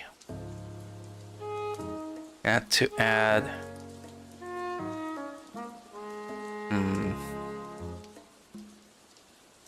I wonder resolutions. Yeah, no, we don't need higher resolution for this. Alright, so we're gonna have to go let's color black, color white.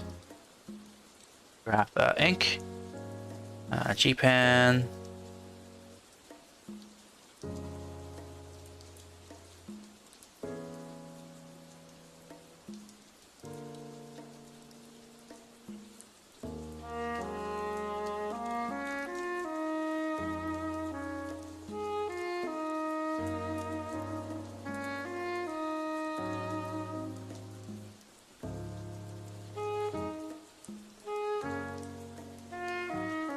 Okay.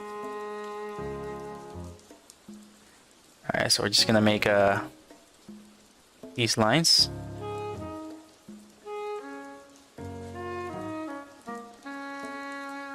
No, wait, we're gonna make the lines later, should we? Or... yeah, we want to straighten this out as best as possible. Yeah, we'll start with this, with the lines, the lines first.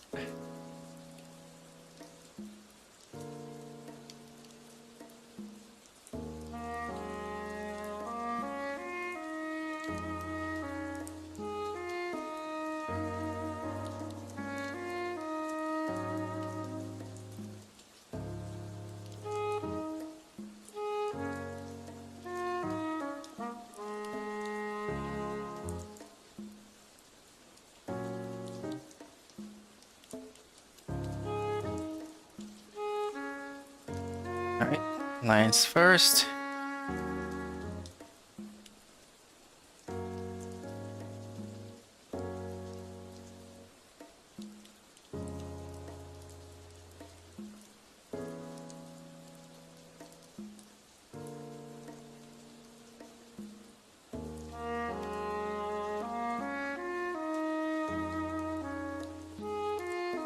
Yeah, I also wanted to do one more thing here. I Let's see, I wanted to click and drag these.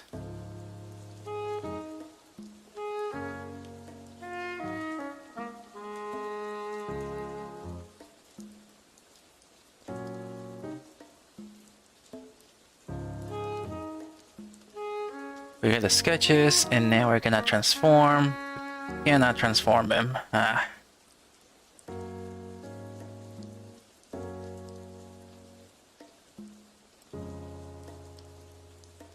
Why can't I transform this?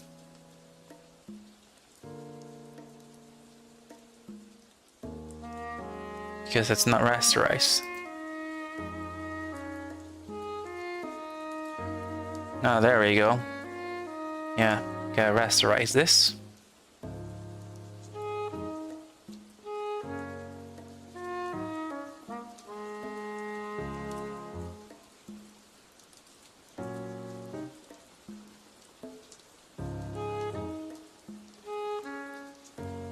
Wait, gotta grab the whole thing here.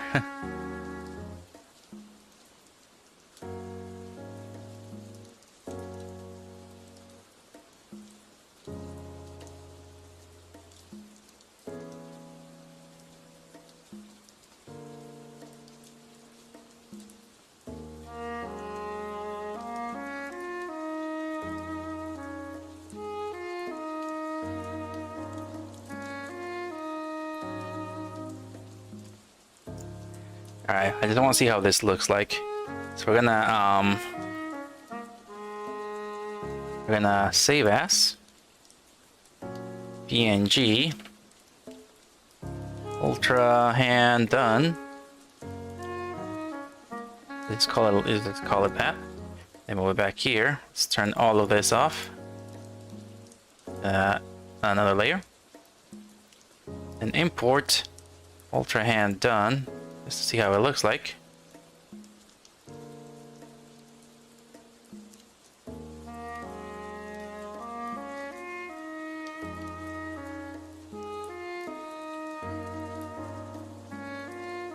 Alright, so it still kind of looks like I made this area way too big.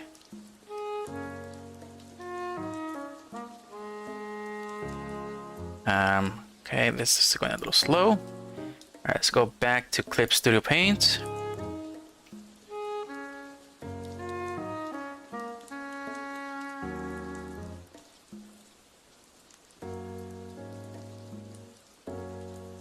And then let's erase a few of these areas.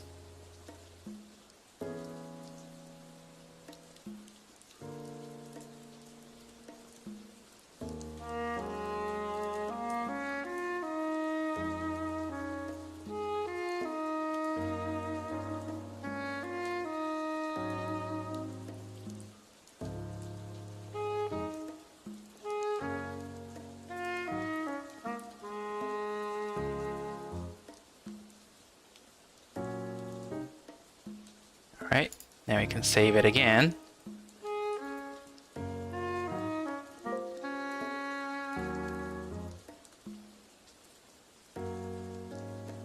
And then import it again, see how it looks like.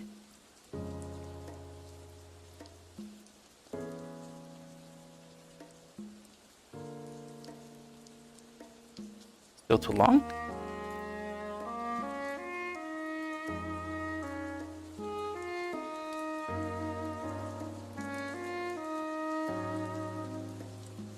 Or why did it not save it the whole thing?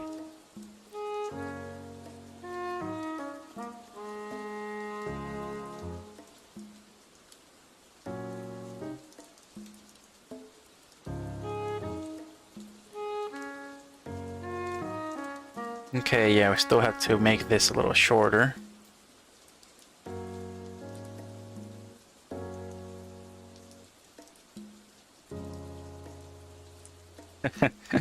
And this part actually just stretches. Yeah, this area stretched.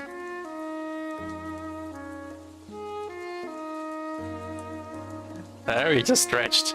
I don't know why.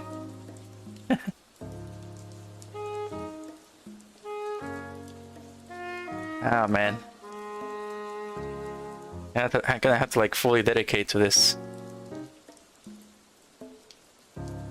Yeah, if I move it, everything just is going to mess up. Because this is stretching it.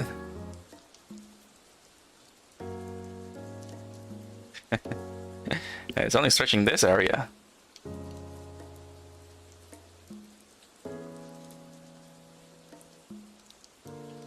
So yeah, that's gonna make it difficult.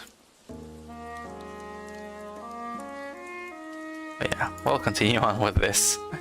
Alright, let's continue with it. Bring back the guide. And now we got this. Okay, so now we're gonna have to work on illustrating. Yeah, so I'm gonna have to deal with like the stretch area and see if I can actually push it back to how it was.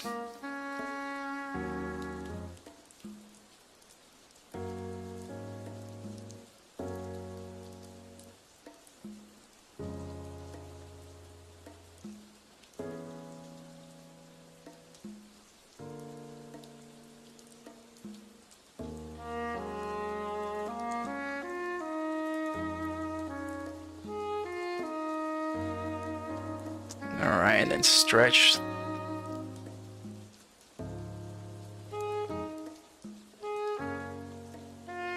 Hopefully that looks good. It's gonna be like a lot of trial and error for this.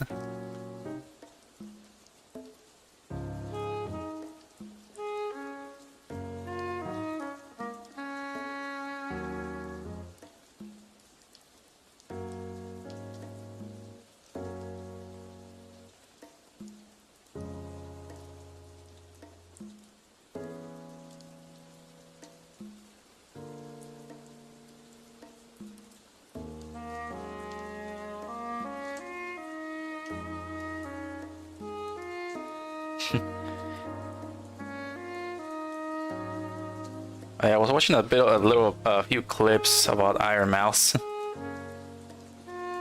and that was mostly just about the heck?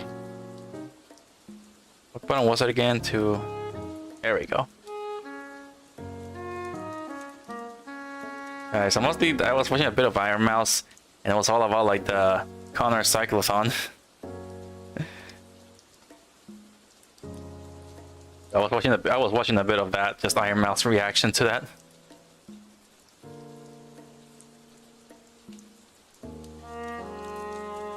That looks fun. I would like if I could ever do that, I would probably do a cyclothon as well. It looks fun, and it looks like a good workout to do cyclothons.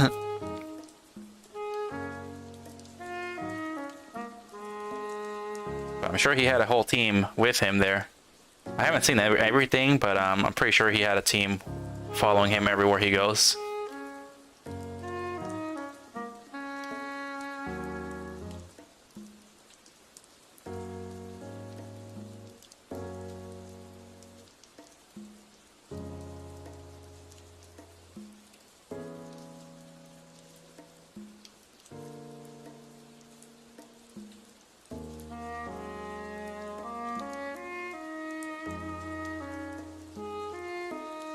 And then I thought that he received like gifts or something. I'm not sure what it was. He received gifts, I think, maybe.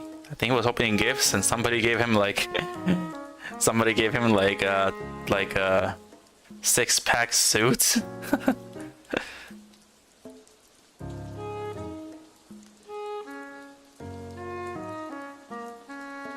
I haven't seen too much Iron Mouse.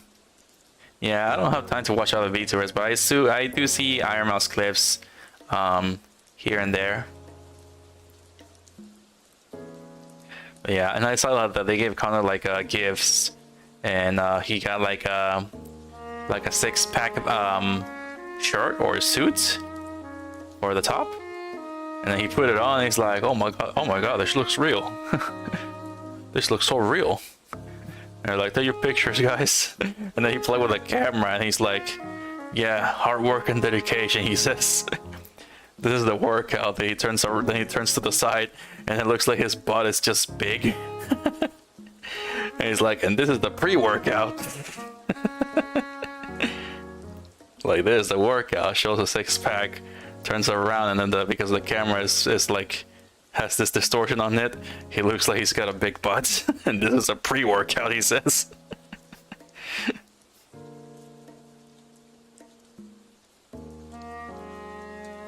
And then somebody got him, and then he started opening like a Trojan armor, and I'm just like, they still make those?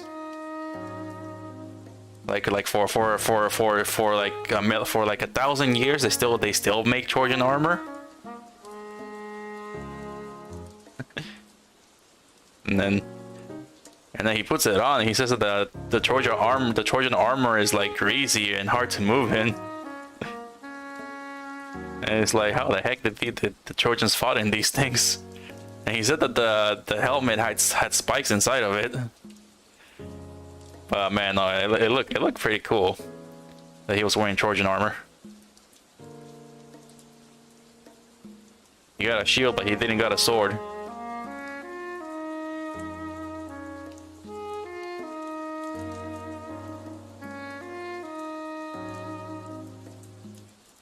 I occasionally see clips, but I don't see too many big Bishoujo ones. Yeah, Bishoujo's mostly just on Twitch. They hardly do, there's hardly too much YouTube of them, since they are contracted by the creator Bishoujo, so they cannot really stream on YouTube, since that's the competition.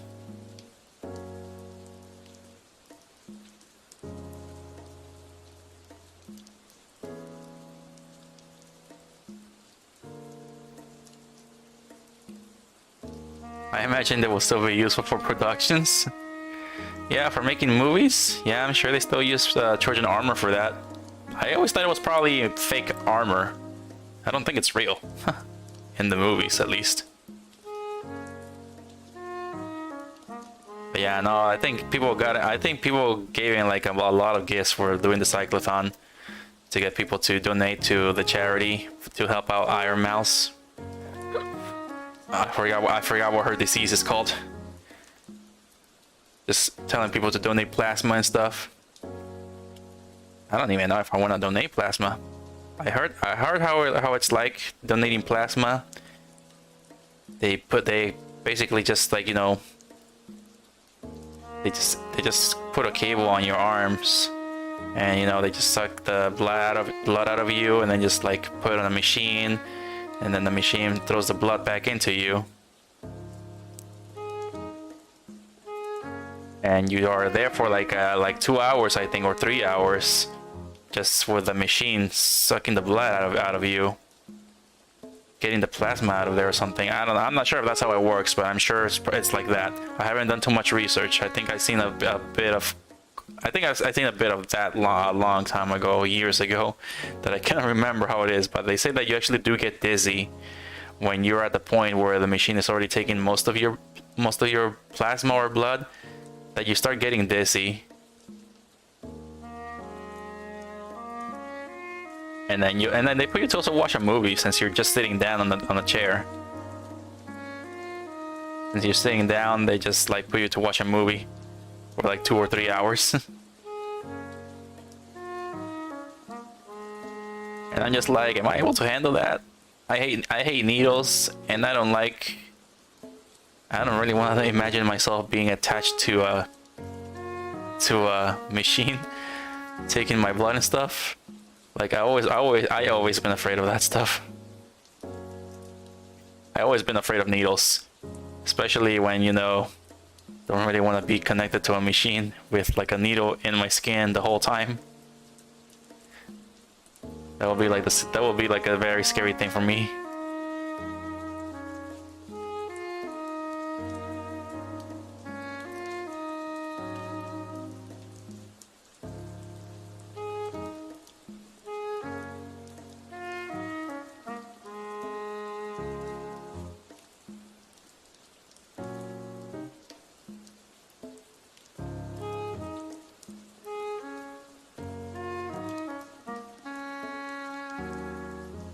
I've been to one once. There's a long wait time, and it's basically like donating blood. Yeah, you also get paid for it too, right? You also get paid for donating plasma. There's a long wait time. So that means a lot of people are selling their plasma. Is that what you're saying? There's a lot of people doing that. I mean, you do get paid for it. I wonder how much you get paid for donating plasma. If you say there's a long line for donating plasma, then they must pay you. Then the payment must be worth it if there's a line.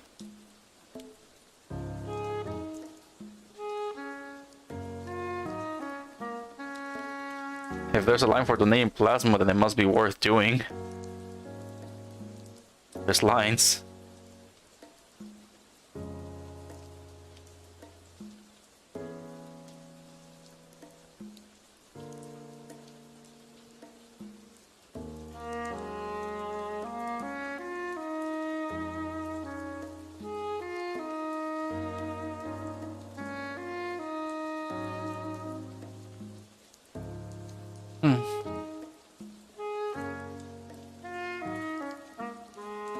Yes, though the amount varies. Like, how much do you get paid to donate plasma? I don't think they really pay you $1,000, do they? If they do pay you $1,000 for donating plasma, then I bet a lot of people would just see that as worth doing.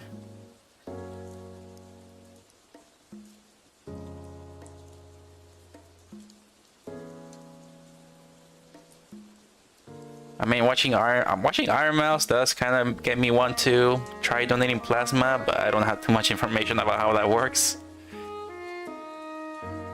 If I were a full-time YouTuber, I'd probably record myself donating it. That'd be something funny to do.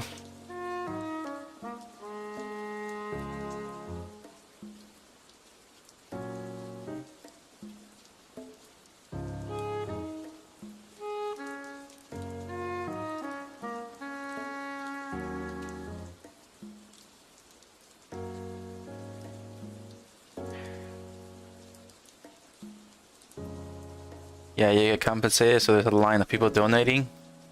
No, not nearly that amount. Okay, so it's not really $1,000 that they pay you for donating.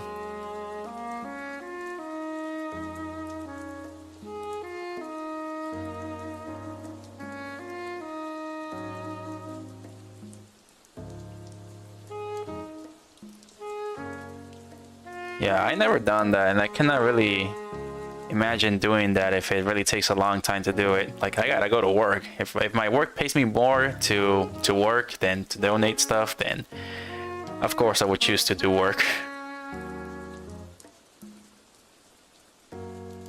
But I bet if people were streaming, I guess they'll probably would make content of donating their plasma or blood. Just imagine somebody just going there donating and then sitting down, just going like, for Iron Mouse. This plasma's gonna go to you, Iron Mouse. There you go. That'd be something.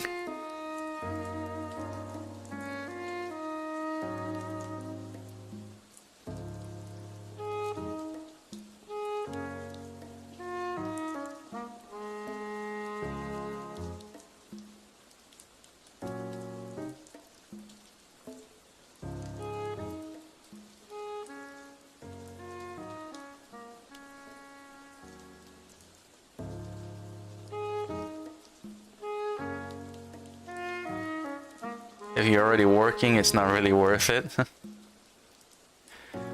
I see. Yeah, depends on the payment. Yeah, so if it's a long waiting line, and yeah, if it's like you say it is, then yeah. Yeah, I can get that. Not worth it.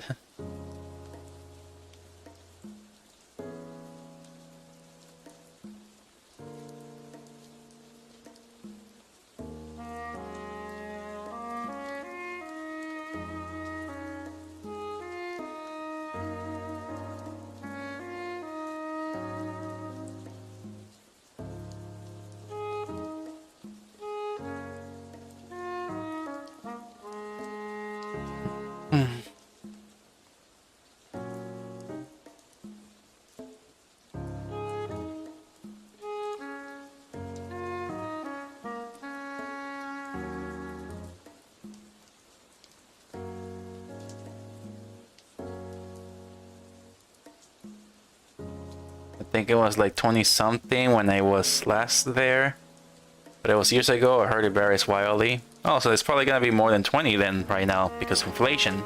Or depending on how they're struggling. If they're struggling, I bet it's probably still gonna be 20.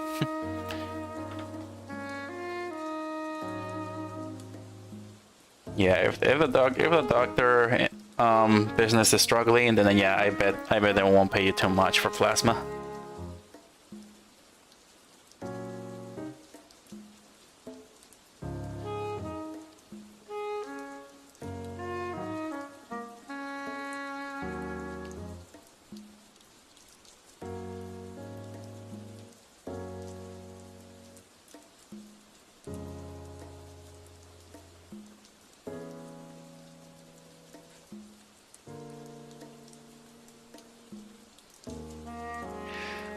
Looking it up, it's usually 30-50, but apparently there's some deals that can make it much higher.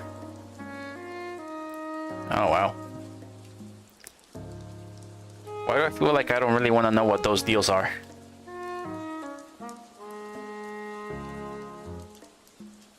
They wanna suck more of the blood out?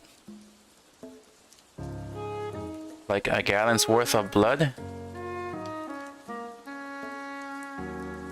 Because I don't want to lose too much blood.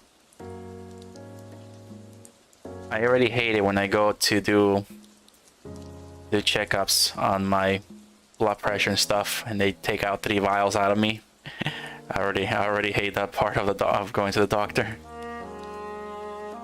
Which I have not really done this year, so I should probably do it now that I have a full-time job.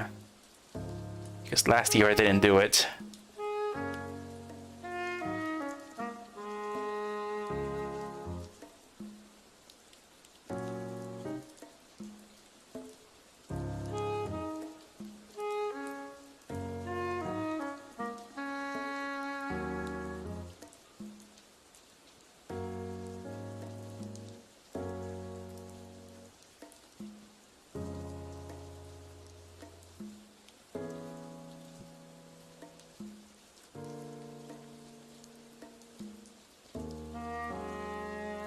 Yeah, I even heard that Iron Mouse is planning to play the new Diablo game.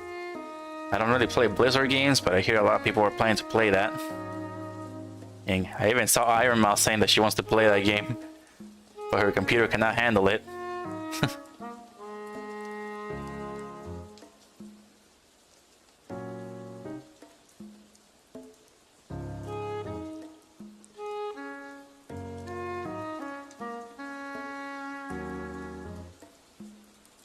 She says that her computer can't handle it, and her fans are like shocked that she makes like so much money and cannot really afford a good computer. Which pretty much it makes sense. I mean, even if she were to make $1 million, she still spends like thousands on her health.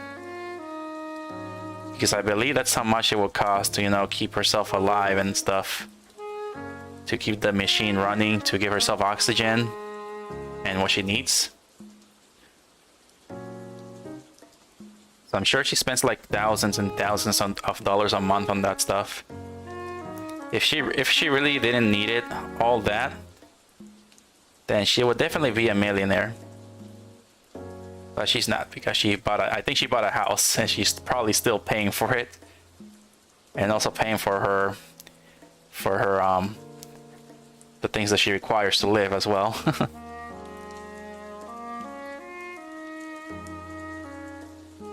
I guess it's useful if you're struggling to donate plasma. Yeah, I can see that. Yeah, I can see that. Yeah, I will probably do that if I had no other choice.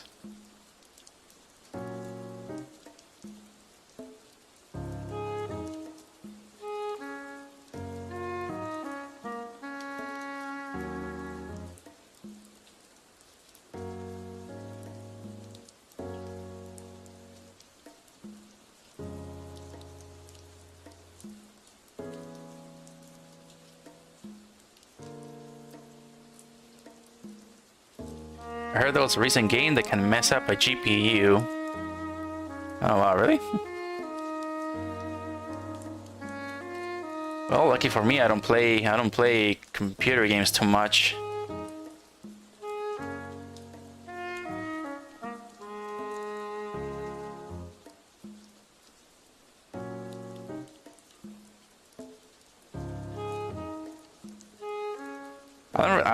Even though I have a good computer, I don't really play video games on it.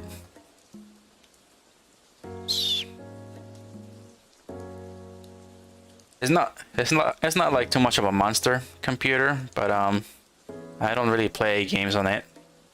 Even though it can actually run games like Overwatch and all that, I do not really play.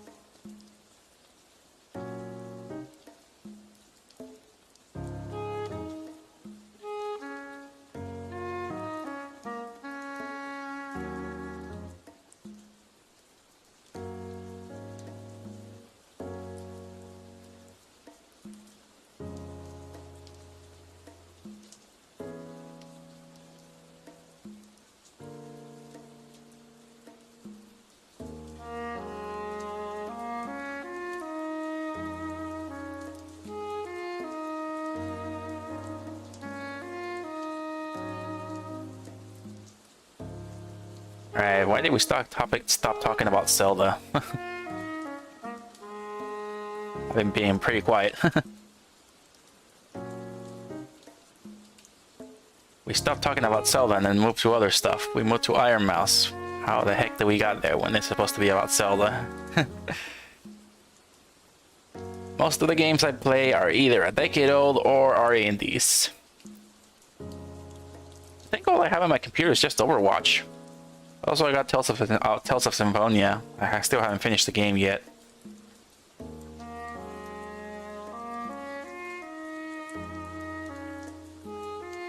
But yeah, I don't really have too much. I don't really have any games in here. Not too much. Just Overwatch.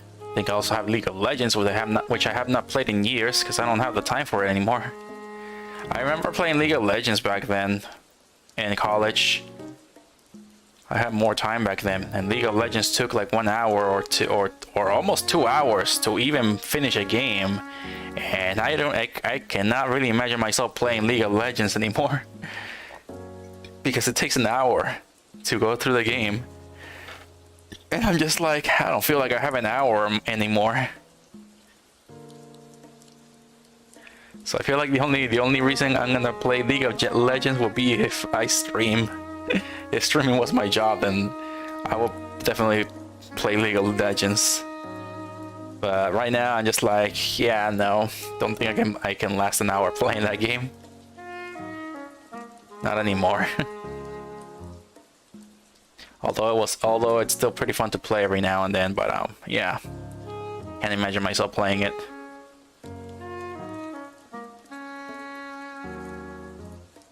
Alright, then we finished already doing this.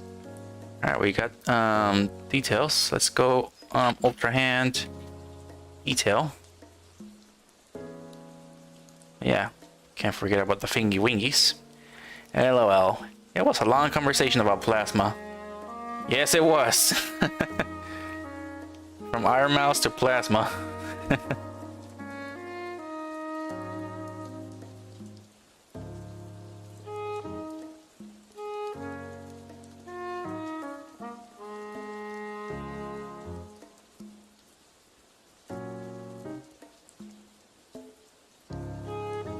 Yeah, you guys excited for Breath of the Wild 2? Tears of the Kingdom?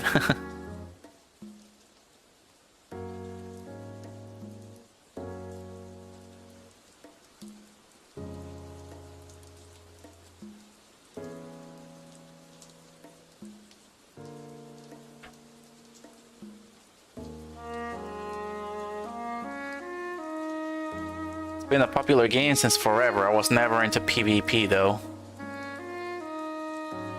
Yeah, I think I started playing that game since 2012 or 13. I've heard about that game in 2013 or 12, and I tried playing it on my laptop, but my laptop was not strong enough. I had a very weak laptop back then. My first computer was a weak laptop, so I could not really play League of Legends too much because it was just very laggy.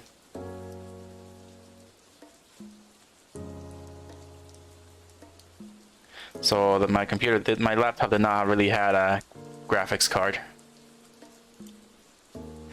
so I could not play video games. I couldn't really do anything on my first laptop. I could not do anything, literally nothing. Could hardly play games on it.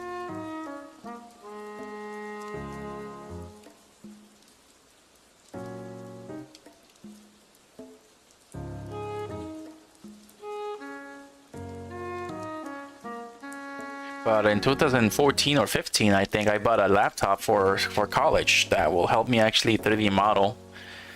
And yeah, I started playing League of Legends on that, and it was working pretty well. I also played Overwatch on it, and it worked pretty well.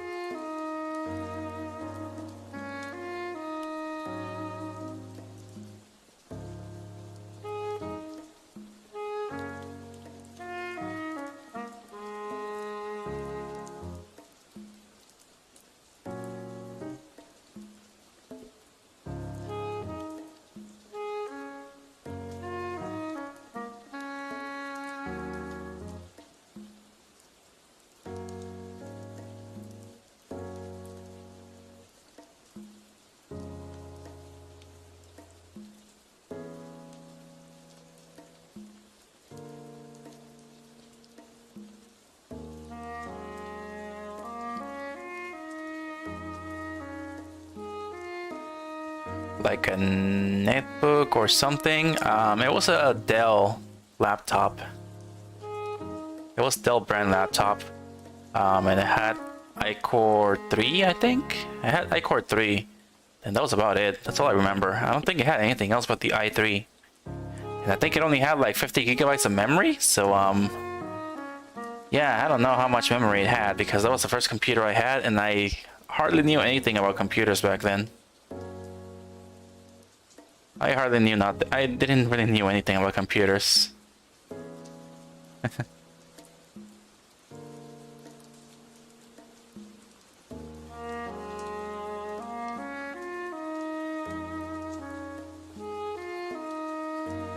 But then I had a pretty powerful laptop. Yeah, no, I had no laptop, no computer or anything back then. I think I did had a computer, but I hardly used it. I think my sister mostly used it a lot. I did not know anything about the computer, so I did not really use the computer. I remember we had a Dell PC.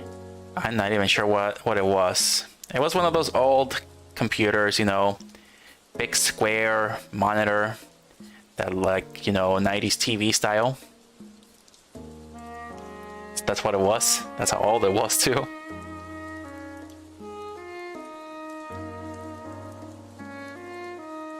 And I knew nothing about computers. I knew nothing about them. All I knew was just that I could go to this place called YouTube and also play games on the Disney Channel website. That's all I did. That's all I did as a kid. Just go to the Disney Channel website to play games and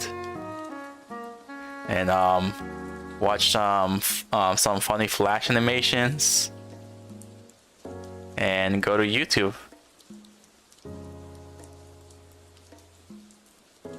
And my parents thought that YouTube was a adult video place or something like that, because I would just watch funny, stupid videos.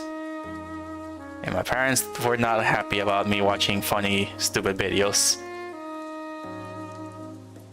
Which honestly, they were not that bad. I mean, I think kids were able to watch those things. But my parents thought that no.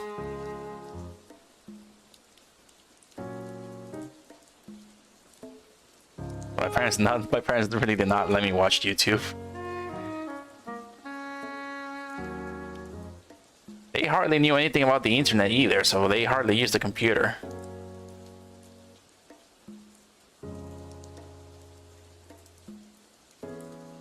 It's a start, I guess. Yeah, nah.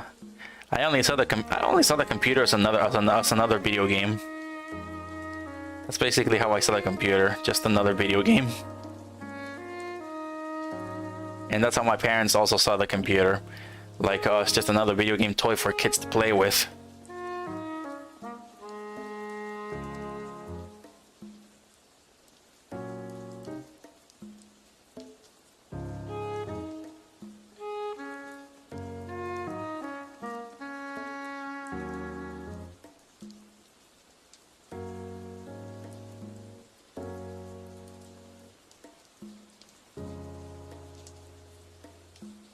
I think I was watching a bunch of Newground stuff back then. Also, some early Memby videos on YouTube. Yeah. Yeah, I remember Newgrounds, yeah. I hardly watch Newgrounds because I believe that the Newground stuff... I did watch a bit of Newground stuff, but then I was just like, yeah, I feel like this stuff is not meant for kids my age, so I only watch a little bit of that. Like yeah, the awesome series, that's what I was watching. The awesome series. They made like my most favorite one being Metal Gear Awesome. Yeah, Metal Gear Awesome, that was my favorite one.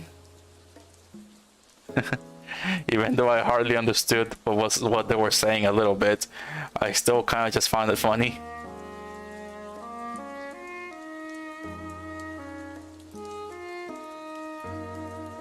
Meme videos. Oh, meme videos.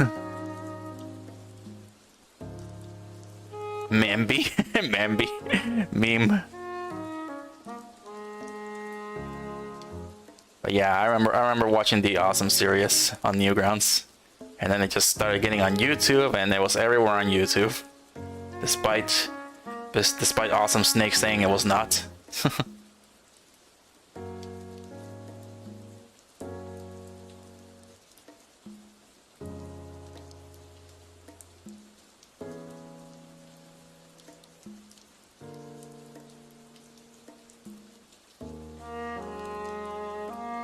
There were some kid-friendly stuff, but yeah, they were very loose with that stuff.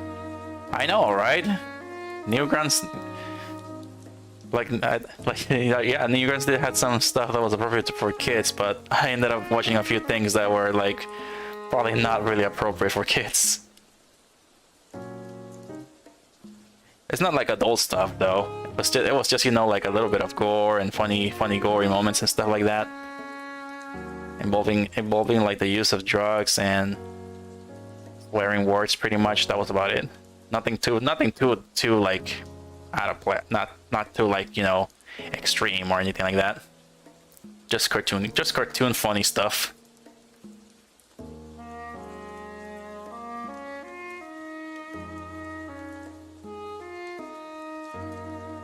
Especially since it was a bunch of user-made junk. Yeah. Yeah, just like Flash animations, pretty much. But yeah, again, I like watching the Awesome series stuff. Just Metal Gear Awesome, Super Awesome Brothers, Legend of Awesome, and I'm just like, yeah. Yeah, it was just funny to watch. Especially since I was little too, and I thought swearing was funny. I think that's how the world was back then too. If you make videos of you swearing, you will be considered funny. I think that's what PewDiePie also did, and that's how he got famous too. He was swearing too much. And I think that was funny.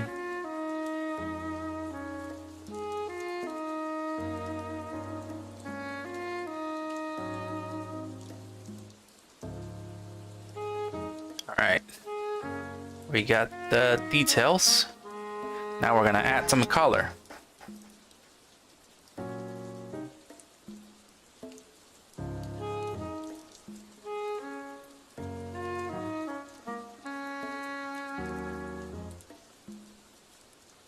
Let's go back to this.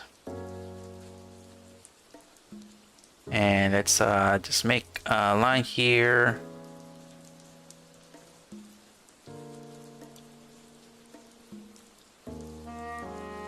Just have it go all the way down.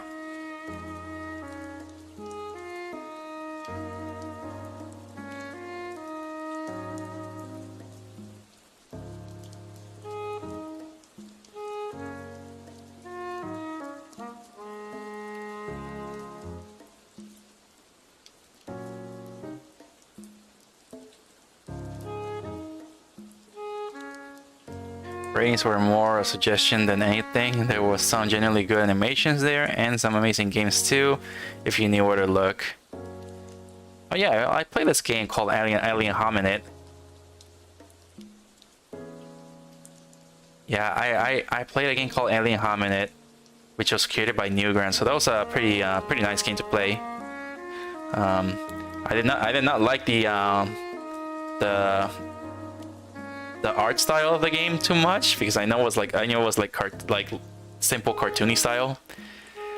So I didn't like the art style too much, but the gameplay was actually pretty fun. So yeah, I like playing Alien Hominid. It was a nice game.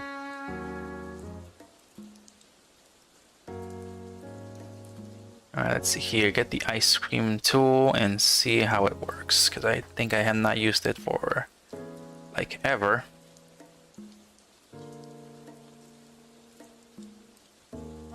Alright, let's set the color in here.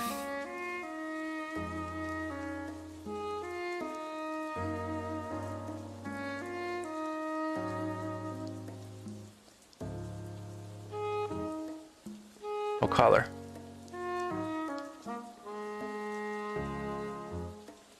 Okay, might need to make a copy of this.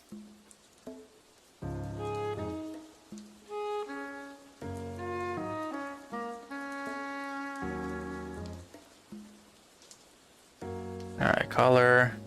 I'm just gonna call this one green. What happens if I select the whole entire thing? Not a good thing, right?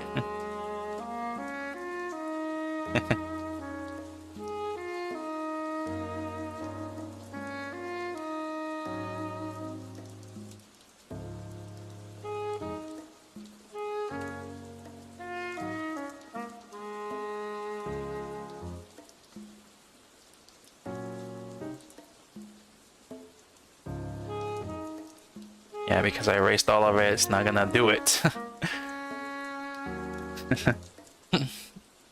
Apparently Friday Night Funkin' is a Newgrounds production, and their biggest hit in years.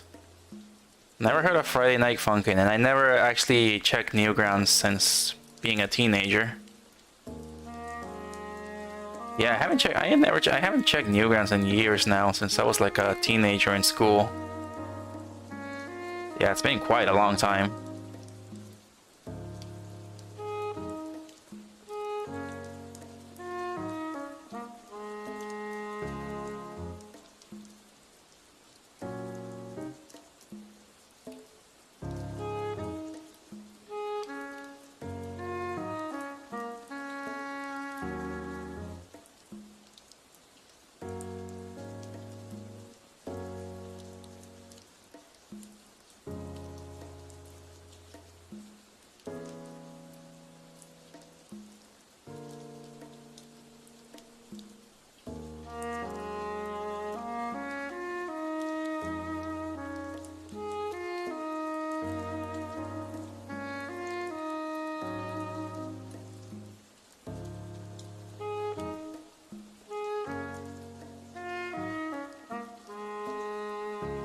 Yeah, there was also one time with my cousin that I was watching Newgrounds with him. We were just having a fun time watching funny nonsense on there. And I think we ended up watching something that was definitely not very appropriate for me to watch. I mean, he was an adult, I was not an adult, so I was just with him watching some stuff, and we ended up finding we ended up watching something that I wasn't supposed to watch, and I'm just like laughing very hard, not understanding what the heck I was watching. But yeah, I was not meant to watch that. I was a teenager that didn't know about how babies are made yet, so yeah, I ended up watching something that had to do with that, and it was not appropriate for me to watch that. But my cousin is just like crazy, and he likes to just do funny stuff, including watching videos. And because of that, I told him to watch Dragon Ball Z Abridged first before telling me what it's about, just in case if I cannot watch it. And they told me like, oh, it's so hilarious, you have to watch Dragon Ball Z Abridged. And we're like, okay, we can watch it together then. So we watched it together, and yeah, we ended up dying of laughter so much watching Dragon Ball Z Abridged back in 2008. I think it was 2009 or 10. Around 2009 or 10 is when I started watching Dragon Ball Z Abridged.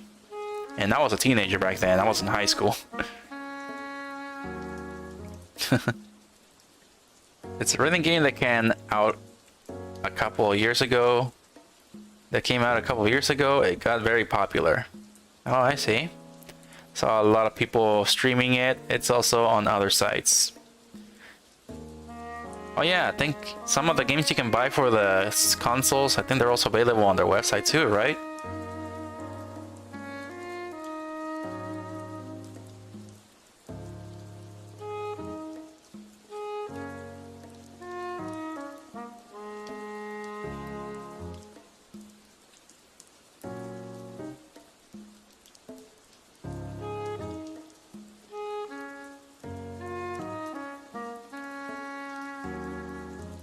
Yeah, I don't know. I remember when I was like in elementary school or middle school.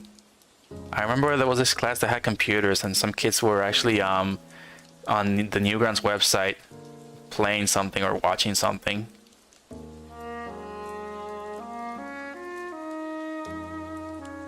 But yeah, I didn't know what they were doing. I just saw them and I'm just like, oh, they're playing the game.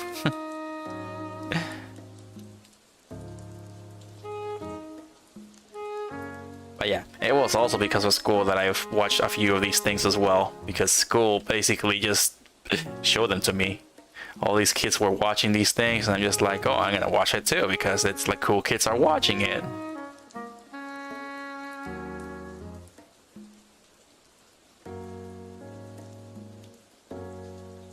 Also, I forgot to keep track of time here. I need to get the dogs outside.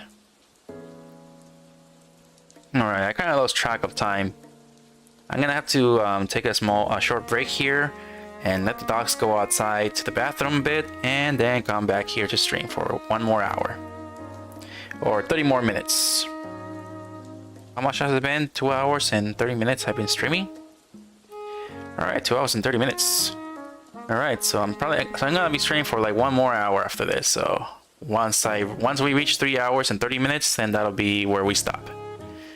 And alright, so gonna go on a short 5 or 10 minute break and let the dogs go outside. Let's see how much in the music there is. Okay, yeah, there's enough time on the music.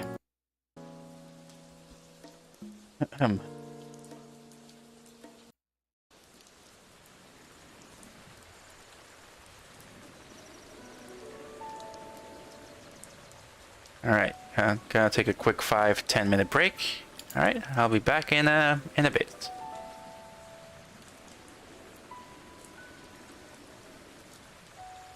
Should your dogs hi for me? Okay. Alright, I will. Alright.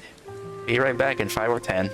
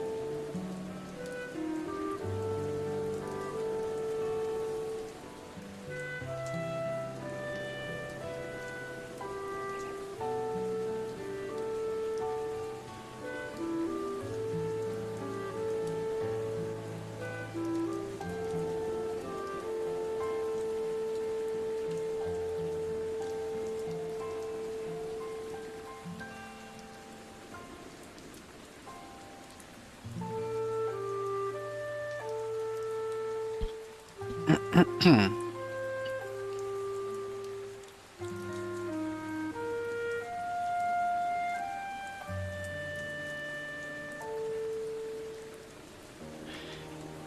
so I'm back now. Alright, where was I at? Okay, here we go. Alright. I am back, so hello. Alright, it's 10:55 right now, so I've been streaming for it says 2 hours and 42 minutes now. Alright, so... Really wondering, I'm gonna be streaming until 11:30 maybe. Until 11:30, I guess. That's how long I'm gonna be streaming. Alright, so let's go back here. Let's see. Alright, so I already colored all of this. Oh yeah, I have to color this part.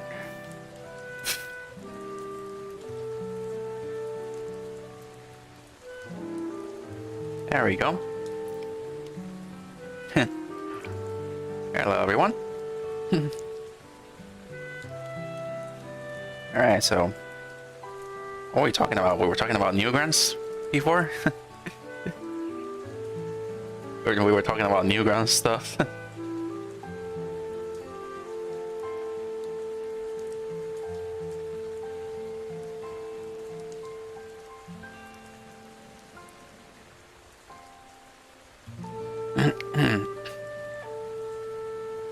Oh yeah, Resident Evil 4 came out as well this week, or was it last week? I think it was Resident Evil 4 remake came out. I remember playing the original. Like on the... I didn't play it until the Wii though. Yeah, I played on the Wii. It was actually pretty good. And now they remade it for the PlayStation or Xbox and computer. A lot of VTubers are playing Resident Evil 4 remake. But the game is considered mature. So the VTubers, I think it says that they got a V18 plus to for people to watch them, meaning that they probably lost half of their audience, maybe, or more than half of their audience for playing an adult game. So yeah. That's I'm not sure if they're gonna keep playing Resident Evil 4 or change or just play another game, because you know the game is not for kid friendly, and a lot of VTubers have children watching them, despite the fact that they're even saying that they're lewd or 18 plus creators, but yet kids still watch them. No? It's gonna be the tough part as well. You know, you're VTubing as a cartoon character, so the internet thinks that you're a kids channel, but you're not. You're like adult content creator.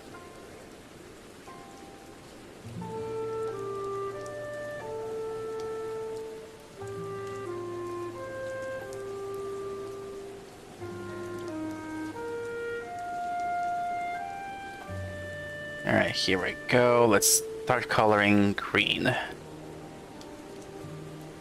Turn the color down, bring this back up. Copy the color. Then color green. I doubt that's a big deal. So they're not gonna be affected by the limited amount of audience they have when they play Resident Evil.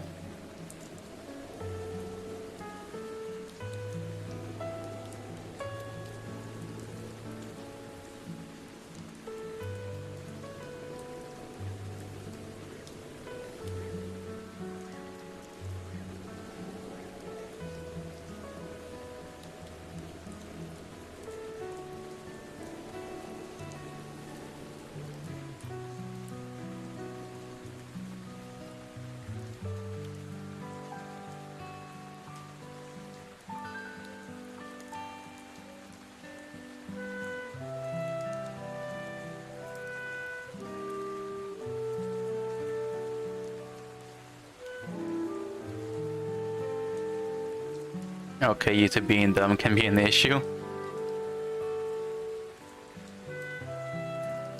Yeah, like I've been told in this VTubing group that sometimes YouTube sees you as a children's channel if you do not swear.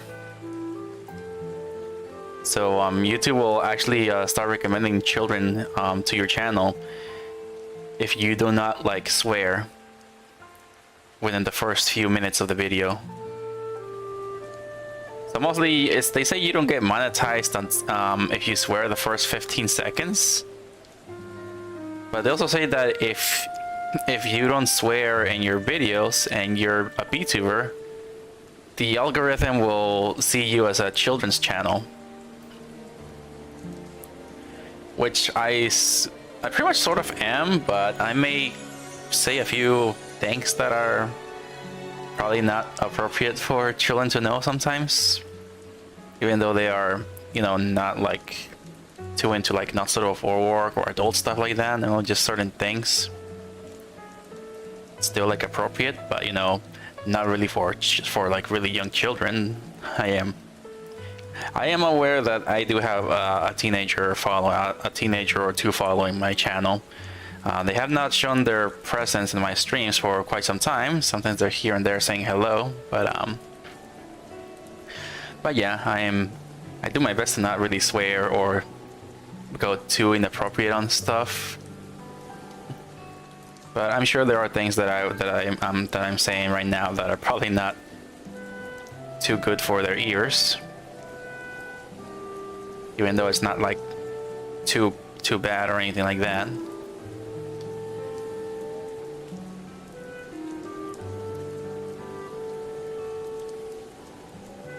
I don't think playing a popular game will limit their audience match. If anything, they'll just pick up a somewhat different audience. Yeah, true.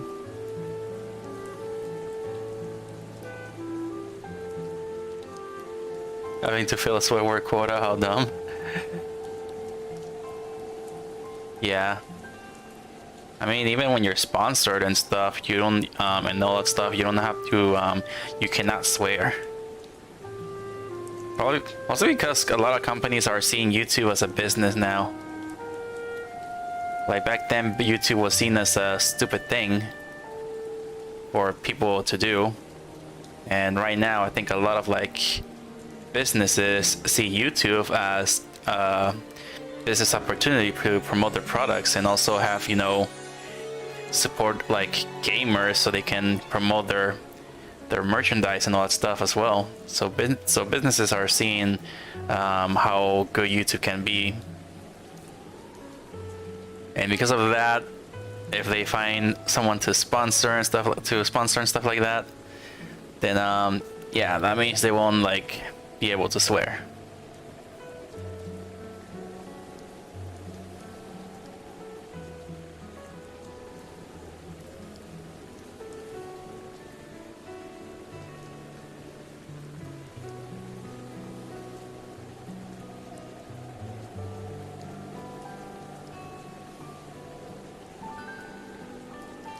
Yeah, I'm sure the teenagers have heard worse and said worse.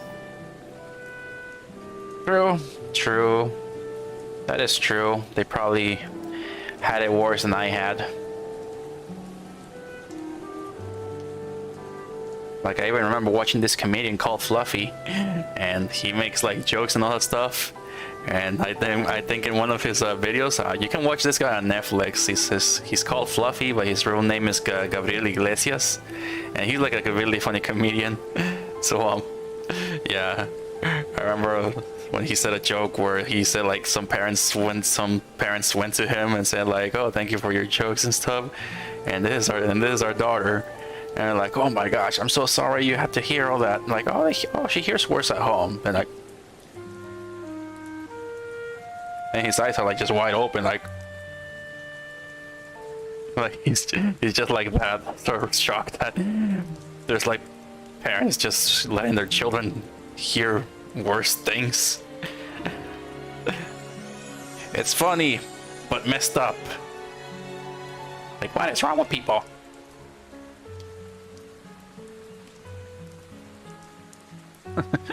Like, what the heck is wrong with people?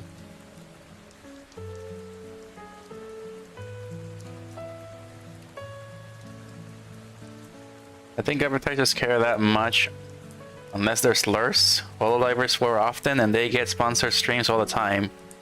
Oh gosh, really? It depends on what kind of sponsors they get. I'm not sure. If they keep getting like sponsors like Prime or G Fuel and all that stuff, and I suppose they can swear because, you know, they're not like, you know, a fancy company or anything. I never drank G Fuel and I never drank Prime. I never see that stuff in the stores. I feel like they probably taste bad, or they probably just taste like Monster, even though I never had Monster before.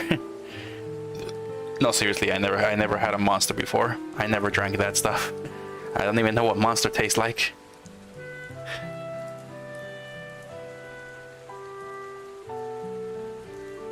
But yeah, if they're being sponsored by, like, you know, this, yeah, that stuff, I suppose swearing is okay.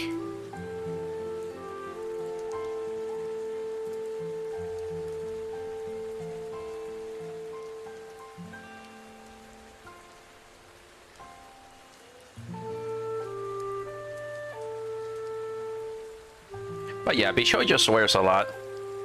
I do watch Iron Man's a bit, and yeah, Iron Man swears a lot.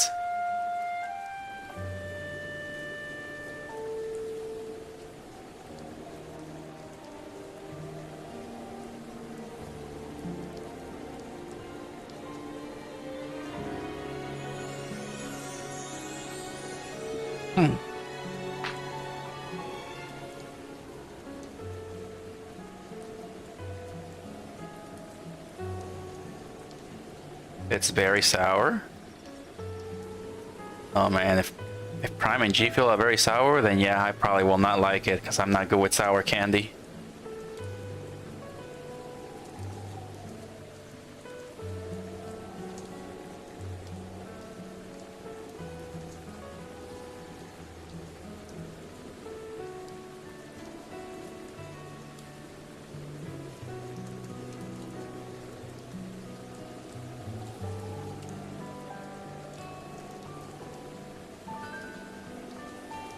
Yeah, if G Fuel or Prime were to sponsor me and then they told me to drink that stuff live camera, I'd probably spit it out and just be like, this is not made for human consumption.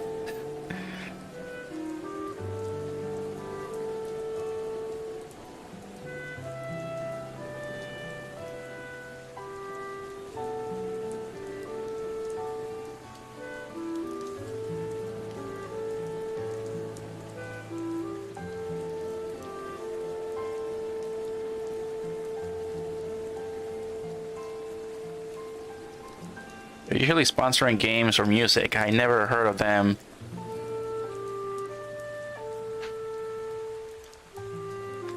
I can't read that board. It's 4 drinks.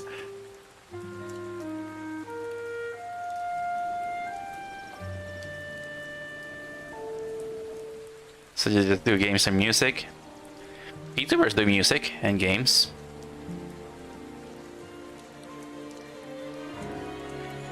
I mean, I wish I could do games, but I don't feel like they're gonna be any beneficial to me at the stage in life that I am. I mean, I do want to play video games, but I don't see any benefits from that.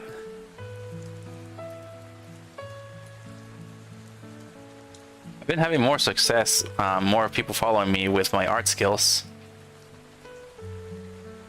Even though I did play Smash Brothers back then, it didn't give me the following that I have right now.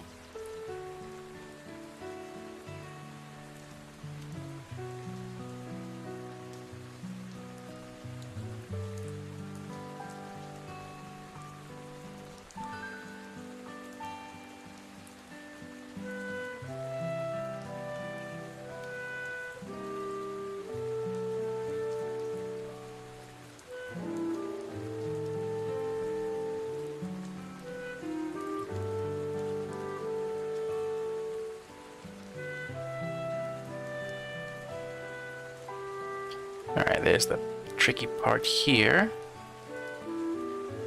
Making the circle.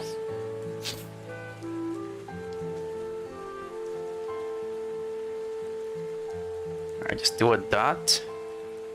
Do another dot here.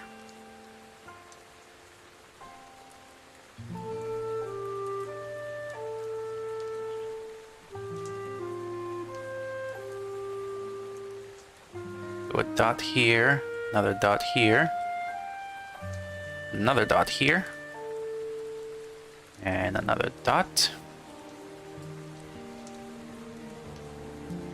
Another dot, another dot, another dot, another dot.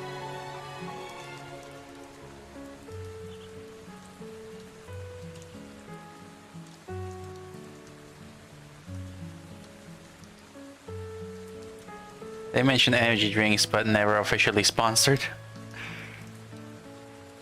VTubers never got like sponsored by G Fuel.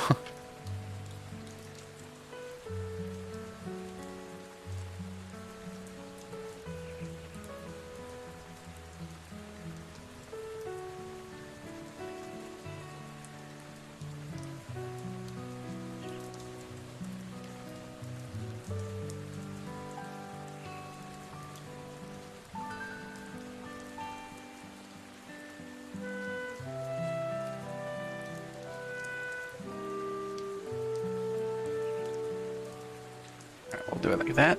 We're gonna add the erase.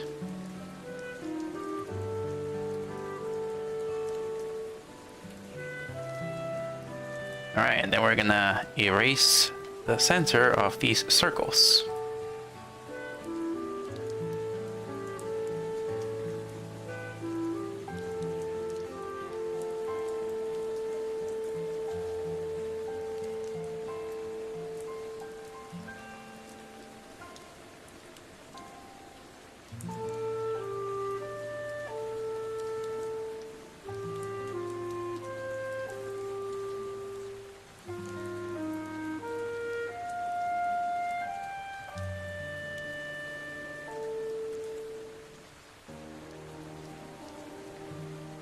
I mentioned energy drinks, but never officially sponsored.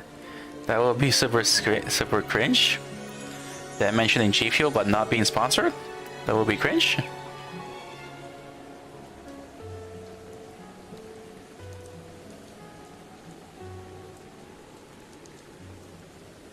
Mentioning G Fuel, but not being sponsored by G Fuel. Why would you do that?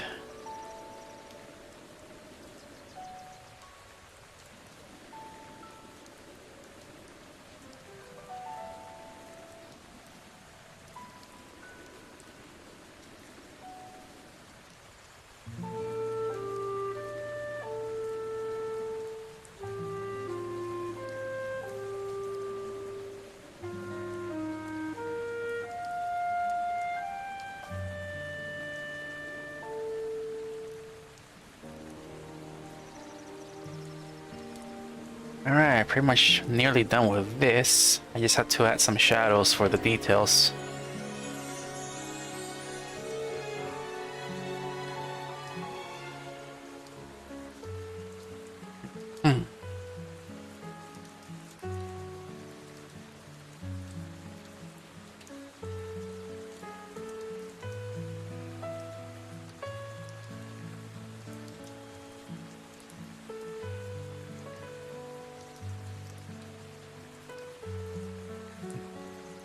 Yeah, oh man, I also missed out on Peek and Me. I haven't watched Peek and Me, and I missed out on her goodbye. Now her channel is gone. So I heard of Peek and Me, but I never had a chance to watch Peek and Me. A lot of people were sad about that.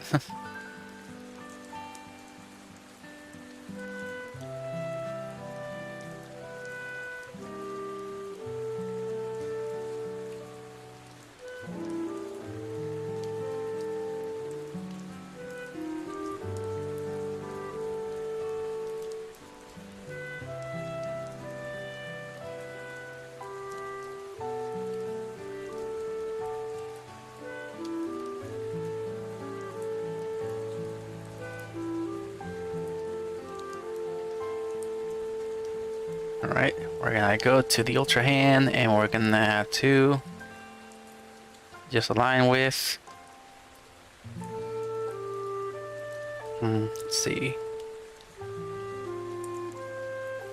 Narrow it. Alright, I think that's the right one.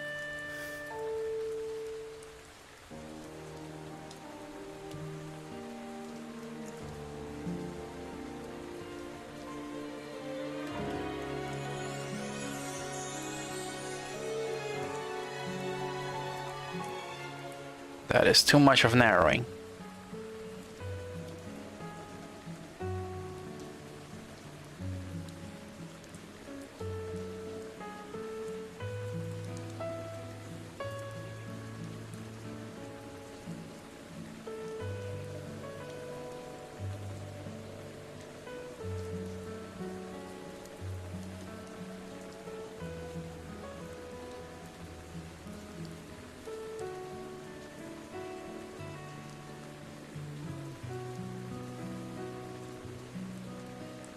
I saw her graduation. It's hard to overstate her influence on VTubing. Yeah, I never watched her, so I wish I could have watched. I wish I could have watched her, but I didn't heard of her until like last year, I think.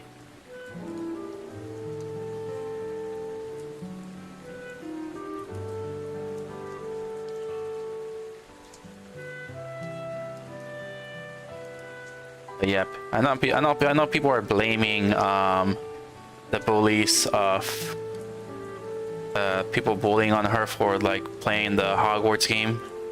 So I think a lot of people blame that.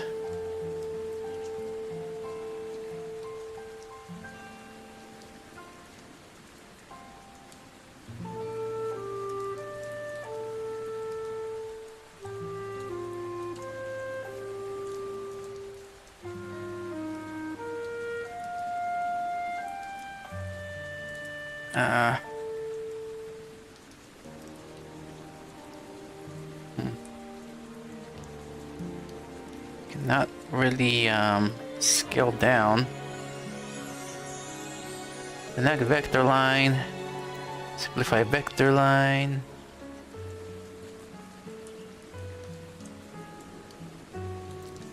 We draw vector line with. Huh. I cannot turn this into a vector, can I?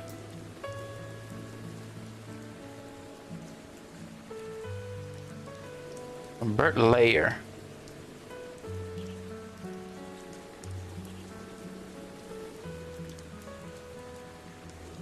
I can convert it into a vector layer. And it became like that. Huh.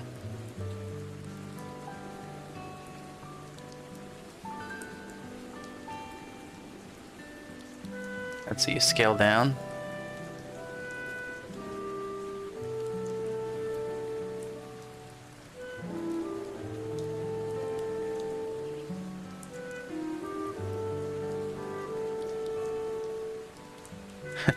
I'm scaling up, not scaling down.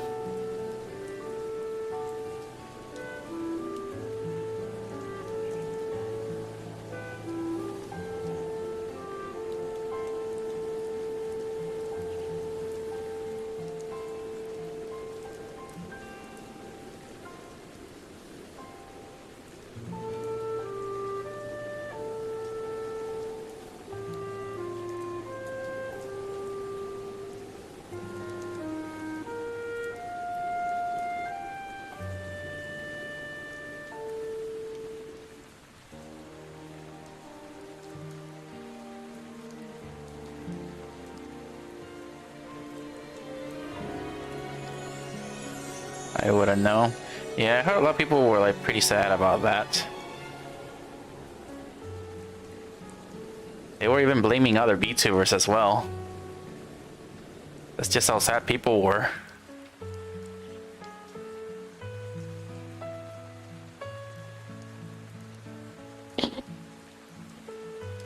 But yeah, I never saw Peek at Me, so I'm pretty sad I missed out on that. I do not know what she did and how she did it, so yeah, I'll forever never know that.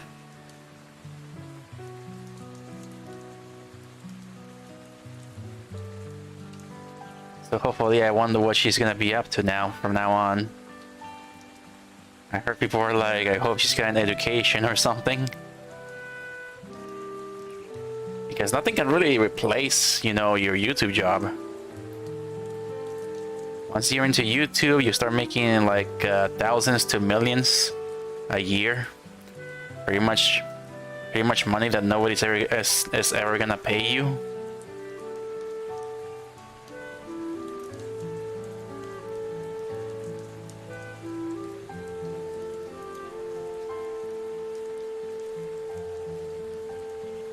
Wow, really? It really lowers it all the way down.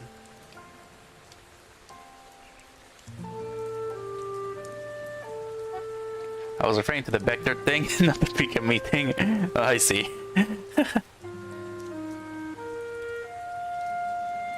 I guess we'll leave it like that. Doesn't seem to be working anything. There's lots and lots of clips out there.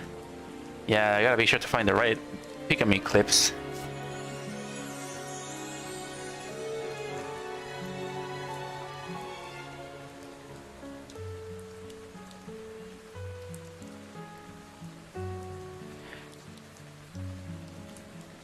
But yeah. But yeah, I wonder why she chose to graduate, or what she's gonna be up to on her future now. Because I'm sure a lot of people would definitely not want to give up the YouTube job if they're making like so much money out of it.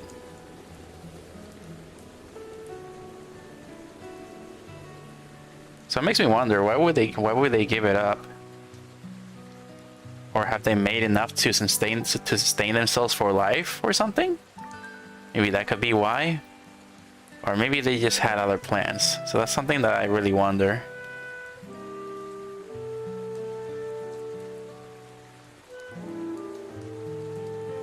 I don't know, maybe she'll go indie. Or maybe she'll do something else for a while. I mean, if the reason why she quit would be because people were bullying her or something and she couldn't handle it, I'm sure she would take probably like a couple of months break, or even a year break from YouTube, and just figure out if she wants to come back or not. But yeah, if she decides to come back as an indie, I'm sure her fans will be waiting for her. I'm sure she'll just get popular overnight and get all the fans back.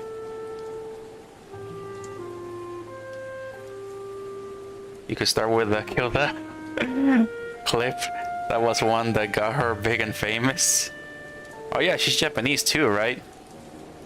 I think I saw that clip 2 years ago. Yeah, she's Japanese too, right? So she said that word because she never knew what it meant. I guess it's funny to see Japanese girls just say things only to figure out that they are actually swearing or saying something very, very inappropriate. Because I remember watching Korone was the first VTuber I saw, so I remember watching Korone play Grande Theft Auto, and then she said the N-word. And there was also that other dragon girl that spoke 3 languages. I can't remember her name. It's a dragon girl. She also said the N-word playing Grande Theft Auto. And they said it really loud. Like Korone said it really loud with like a question mark at the end. Like really loud, like everybody heard that. And the dragon girl just laughed and said it like twice, laughing at it. And I'm just like, oh gosh, no. No.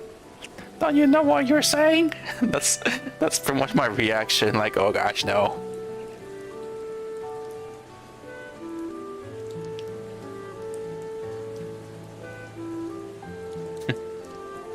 I seriously doubt it was from bullying. She's definitely made a stronger stuff. They said she planned it long before the dumb Hogwarts thing. Okay, oh yeah, I remember, yeah, she did say she was planning on it. And she did talk to her managers too, of the agency as well, that she wanted to stop. She's mixed race, half Japanese, half American. I think I read something that I forgot about. Oh yeah, she said that she was bullied in her school life because of that too, right? Because she's half Japanese and half American. I think that's what somebody said, or something like that. Can't remember. But yeah, oh, okay, yeah. So she's half Japanese and American. Yeah, I'm sure a lot of half what do you call it, half breeds, you know, we're half this and half that. I'm sure, I think that's what you call it, right? Half breed. think that's what happens to us that are half something and half another thing. I think that's what happens to us in school. Just because we're half this and half that, and we're not fully that. I'm sure a lot of us go through that.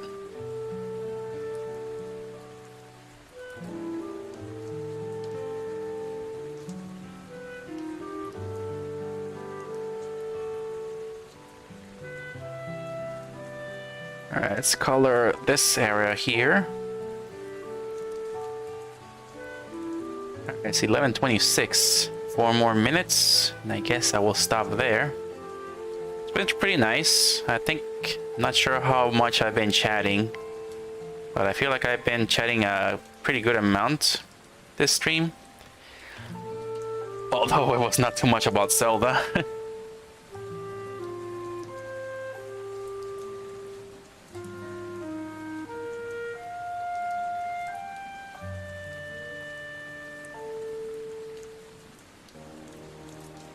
Oh yeah, there's also Niji-sanji applications too. They opened up so soon, didn't they? Didn't they open auditions 2 months ago? And then they actually changed the questions a bit too.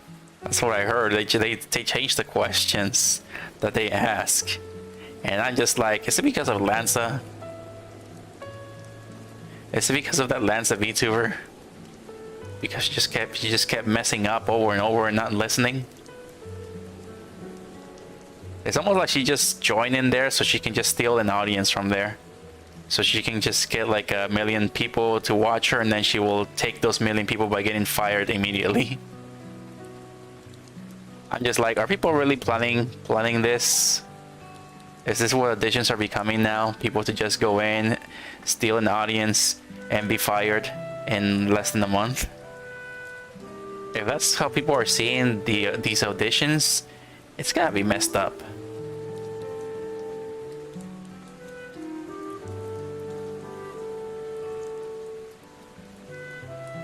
Yeah, apparently the teachers thought she was a punk due to her hair and eye color? What? What the heck? Why would teachers think that? Is it because is she like really blonde in real life? Because, you know, well, yeah, Japanese people have black hair, so, you know, everybody's hair is gonna be black. I mean, if she had the face of a Japanese girl but the hair of an American, which is blonde or not black but probably brown, then I can see people looking at her differently then.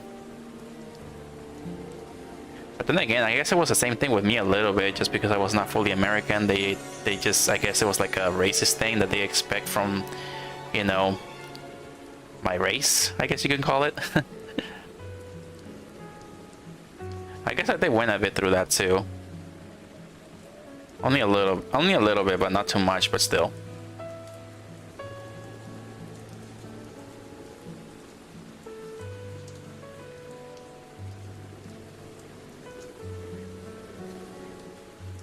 Due to her hair and eye color. I mean, people will be jealous of eye color, but I don't know why they would bully her for the hair. You're about 3 hours in? I heard that too, possibly. Niji-sanji has this strategy of just taking in every VTuber in every niche and trying to make a profit from them. Yeah, they got like 130 VTubers right now.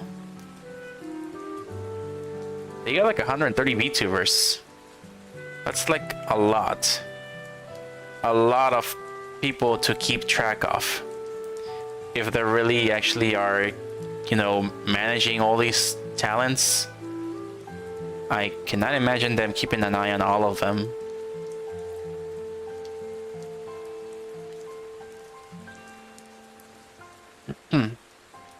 But yeah, they're moving really fast, and I feel like they are... I don't know, I feel like they're just doing everything too fast, and... you know... they're giving themselves way too much work to do. Which means maybe less people will wanna be working behind the scenes, and probably more people will want to be VTubers but not work behind the scenes or anything. It's because I don't know, I cannot imagine them managing so much people. I don't know what Pikami's hair color is, but it is a lighter shade. I heard her mother had to step into the school to explain things. Oh my gosh.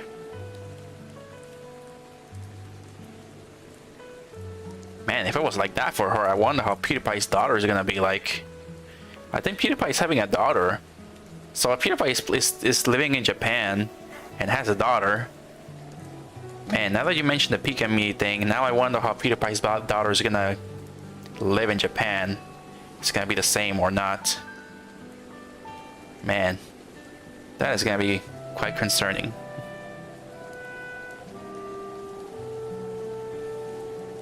Because yeah, PewDiePie has blonde hair. What if that girl is born with blonde hair and eye color as well? See, the Pikami times are gonna repeat on her.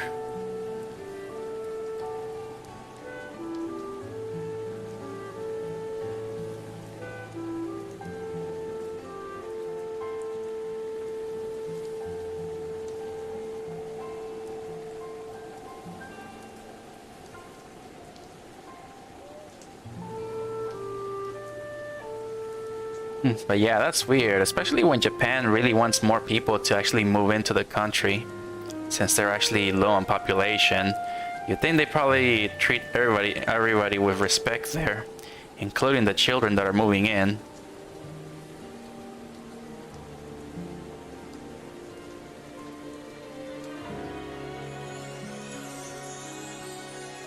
But yeah, they should actually learn to respect other like foreigners that are moving in there. I'm not sure, does Connor live in Japan? Connor Sea Dog, the one that's with Iron Mouse? I think he lives in Japan, right? Because he was doing the cyclothon in Japan. There's also Merryweather, who owns a comic book company in Japan as well.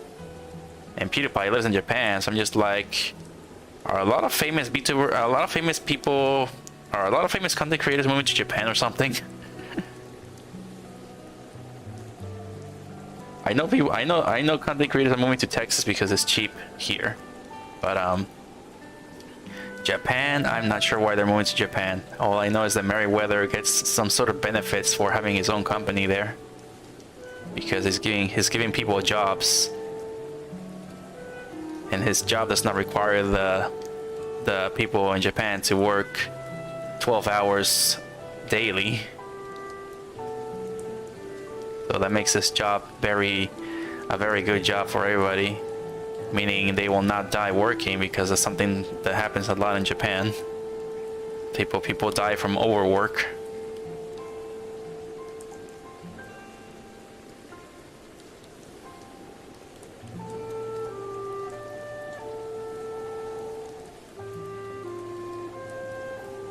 Not all racism is out of hostility. I had no idea. Yeah, that's kind of messed up of what Pikami had to go through. Oh.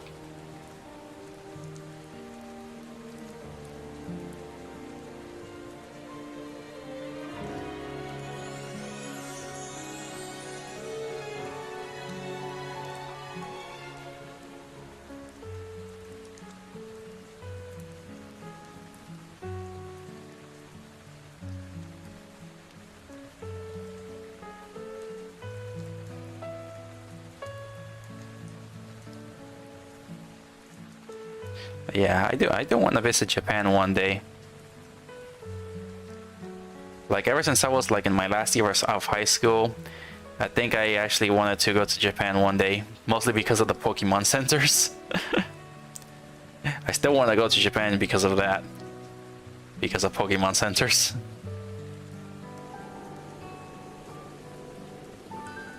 But then again, I saw a few more videos about what Japan is like, and I really want to see these places as well.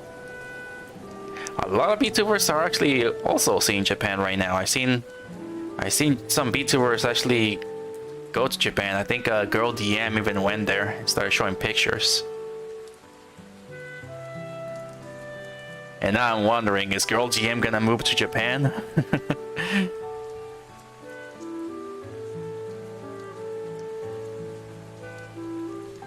Most of my information I'm getting right now is basically through False ID. I watch False ID and I also watch Kyo. Those two VTubers are basically VTuber news reporters. They just give you the latest news in like famous VTubers.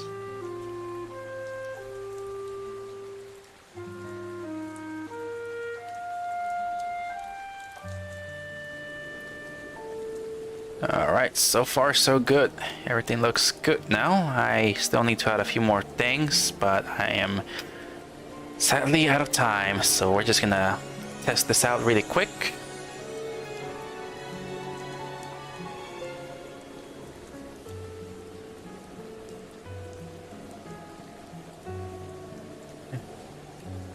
I've been wanting to go there for years.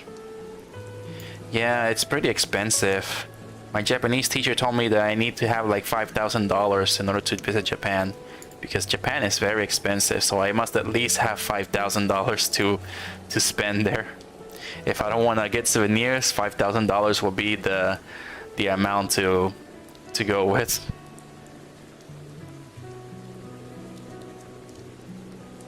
But if I plan to get souvenirs and stuff, then she recommends like probably $2,000 or $6,000 or like $1,000 or $2,000 more in there. And I'm just like, that's gonna be impossible to reach.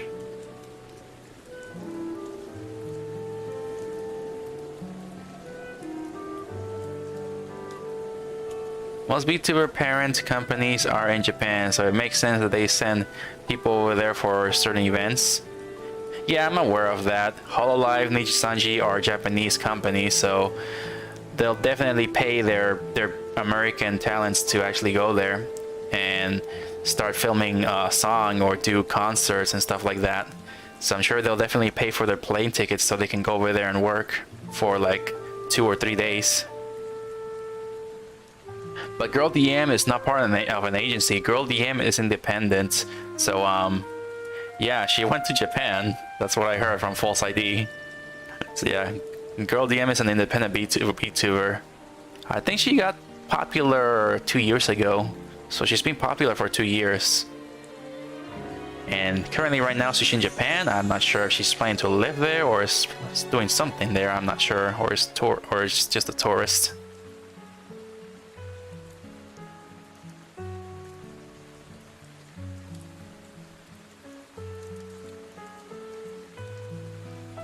Alright, let's import Ultrahand done.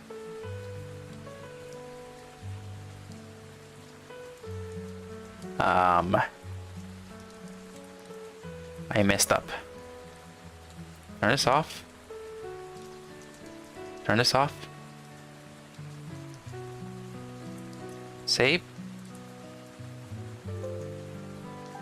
And save.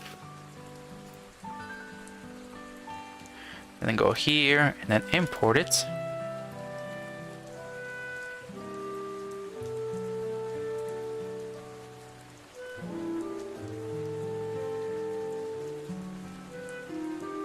Oh, not bad.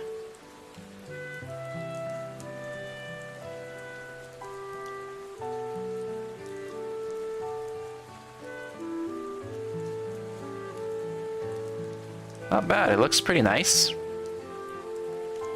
I pretty much like it. Except that I have to actually move this down a bit. Yeah, I need to find a way to fix this. This area is too thick. But everything else seems okay. So I just need to add small details here and there. Probably fix this area here too.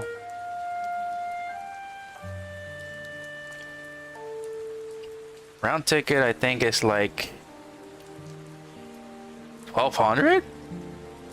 Last I checked, but yeah, there's hotel space and other expenses to consider.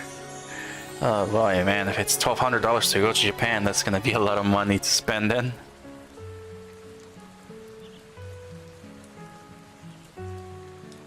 But But yeah, I never traveled before, so I'm not really sure how I'm gonna go about that. I'm gonna have to do like a tons and tons of research to see how I should travel and what I have to do to travel and plan traveling. But then again, I do have a friend online that lives in Japan, so I'm not really sure. I mean, we only know each other through through texting on the internet, so barely talk to each other a bit. So we're pretty much both keeping ourselves busy. But yeah, I mean, that's another option there. Hopefully, oh, I forgot the fingers. Yep, forgot to color the fingers there. Oh boy. Oh, I'm gonna have to do that later. But yeah, I mean, I do have a friend in Japan, so I am not really sure if that's also an option to ask my friend, like, hey, are you willing to give me a tour of Japan? like probably do that. Like, I'll just pay for the hotel and stuff, and then like we sleep in the hotel for like a week, and then like, okay, can you show me around? We'll go wherever you want to go. Show me the best places around. And then like I'll pay for food and stuff because I'm the one visiting. So I'm thinking like maybe that could be an option. Have a friend give you a tour. Somebody that knows the place way better.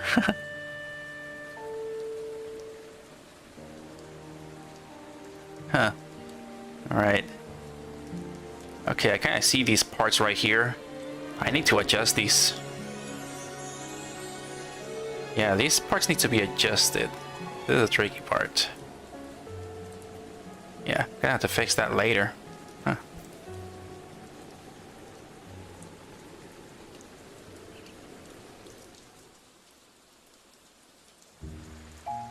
Alright, so yeah. Pretty much got the arm good. We still gotta do the patterns that connect to the body as well. We gotta work on those patterns. So I need to find a good reference for that.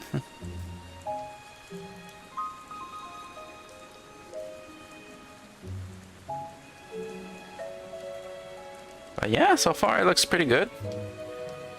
If I add a little bit of more detail and shadow, it'll look pretty good.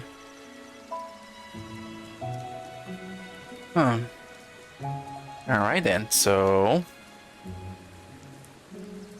we'll just undo this and end the stream right here. We'll just bring all of this back. Yeah, leave it like that. Alright. Overwrite. Alright. And don't forget to save the other thing in Clip Studio Paint.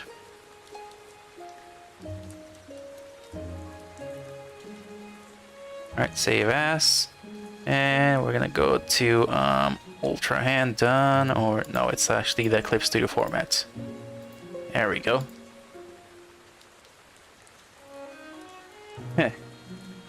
Alright then. And I guess that'll be it for now. So it's 11:44, so I've been streaming for 3 hours and 31 minutes.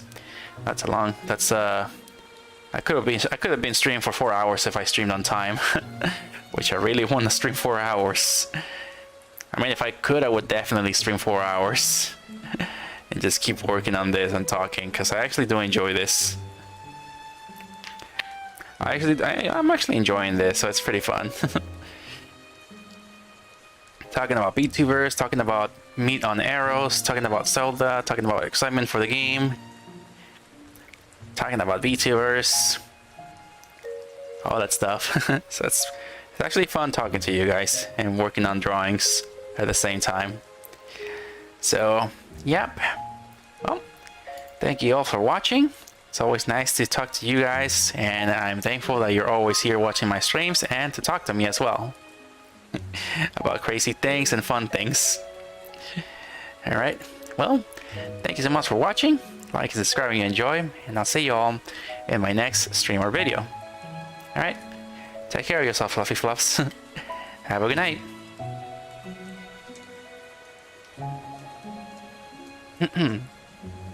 Alright, good night.